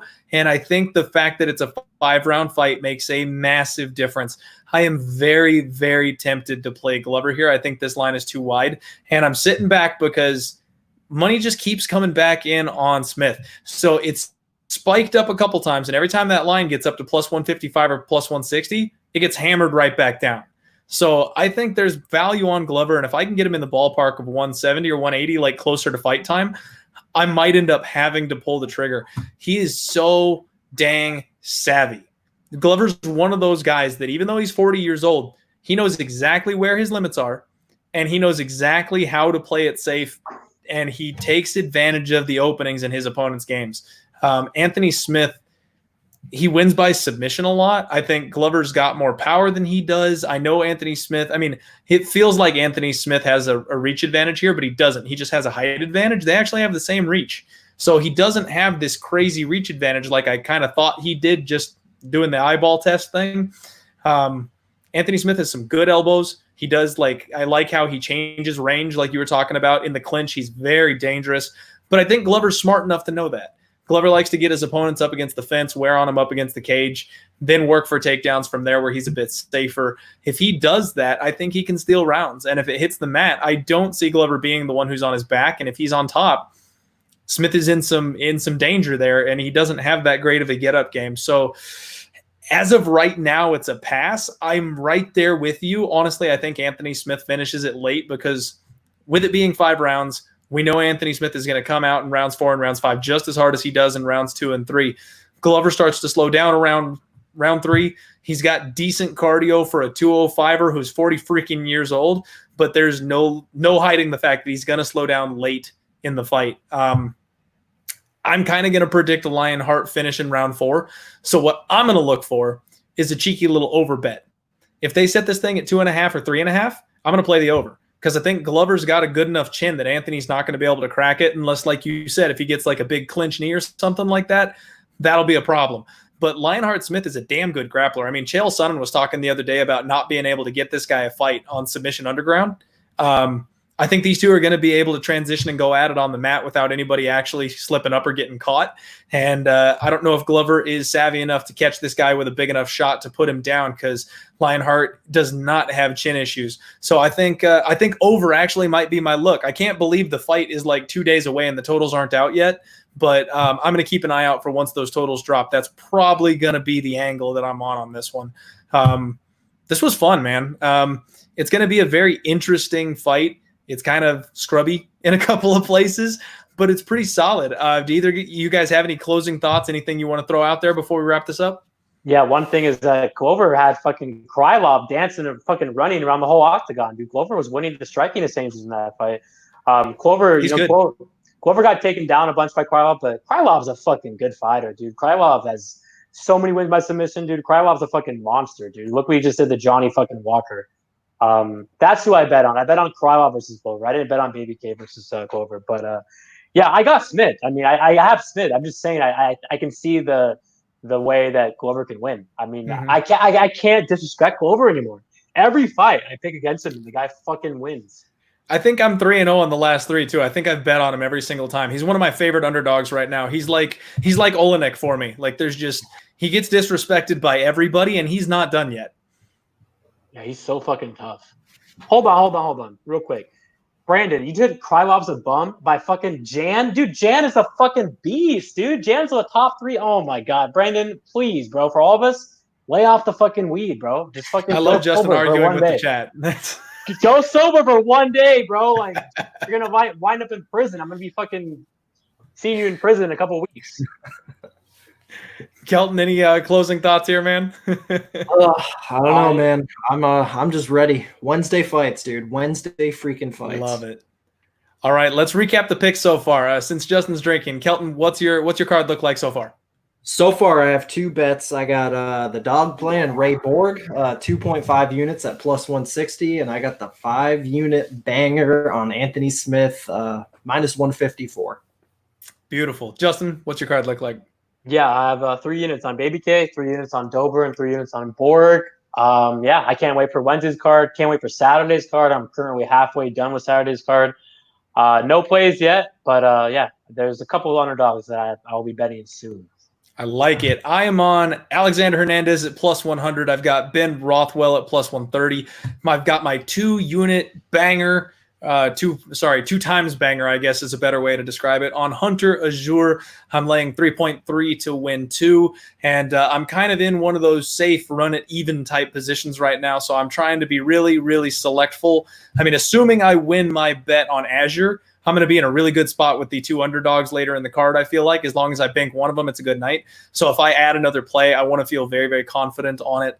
I'm looking at Ray Borg. I am looking at the over 2.5 on the main event. And little nugget for everybody.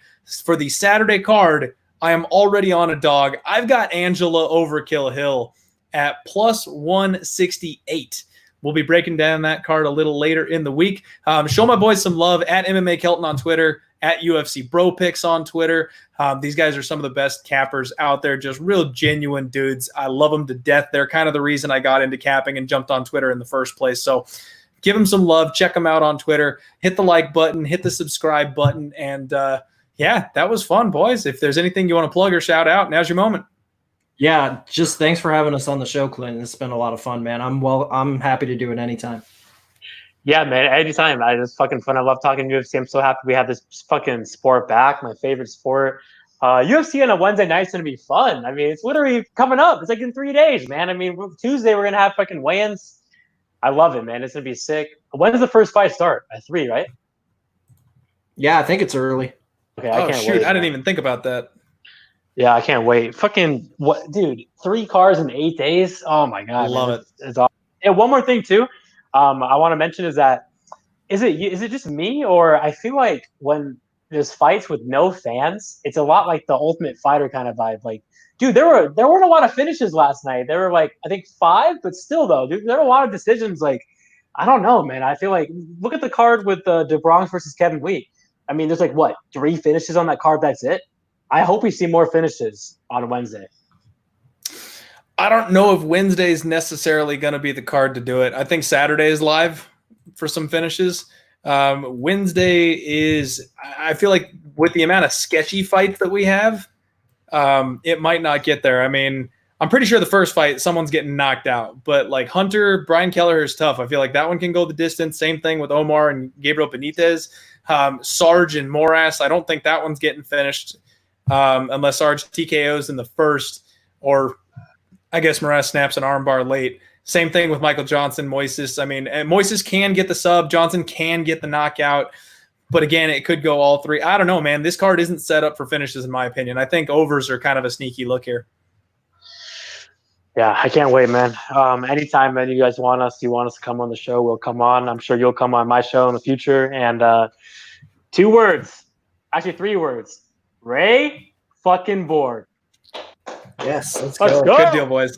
Thanks for coming on the show. Thank you, everybody, for tuning in. We appreciate you, and good luck on all your action. Baby K, baby. Carl, Baby K Roberson. Let's get it.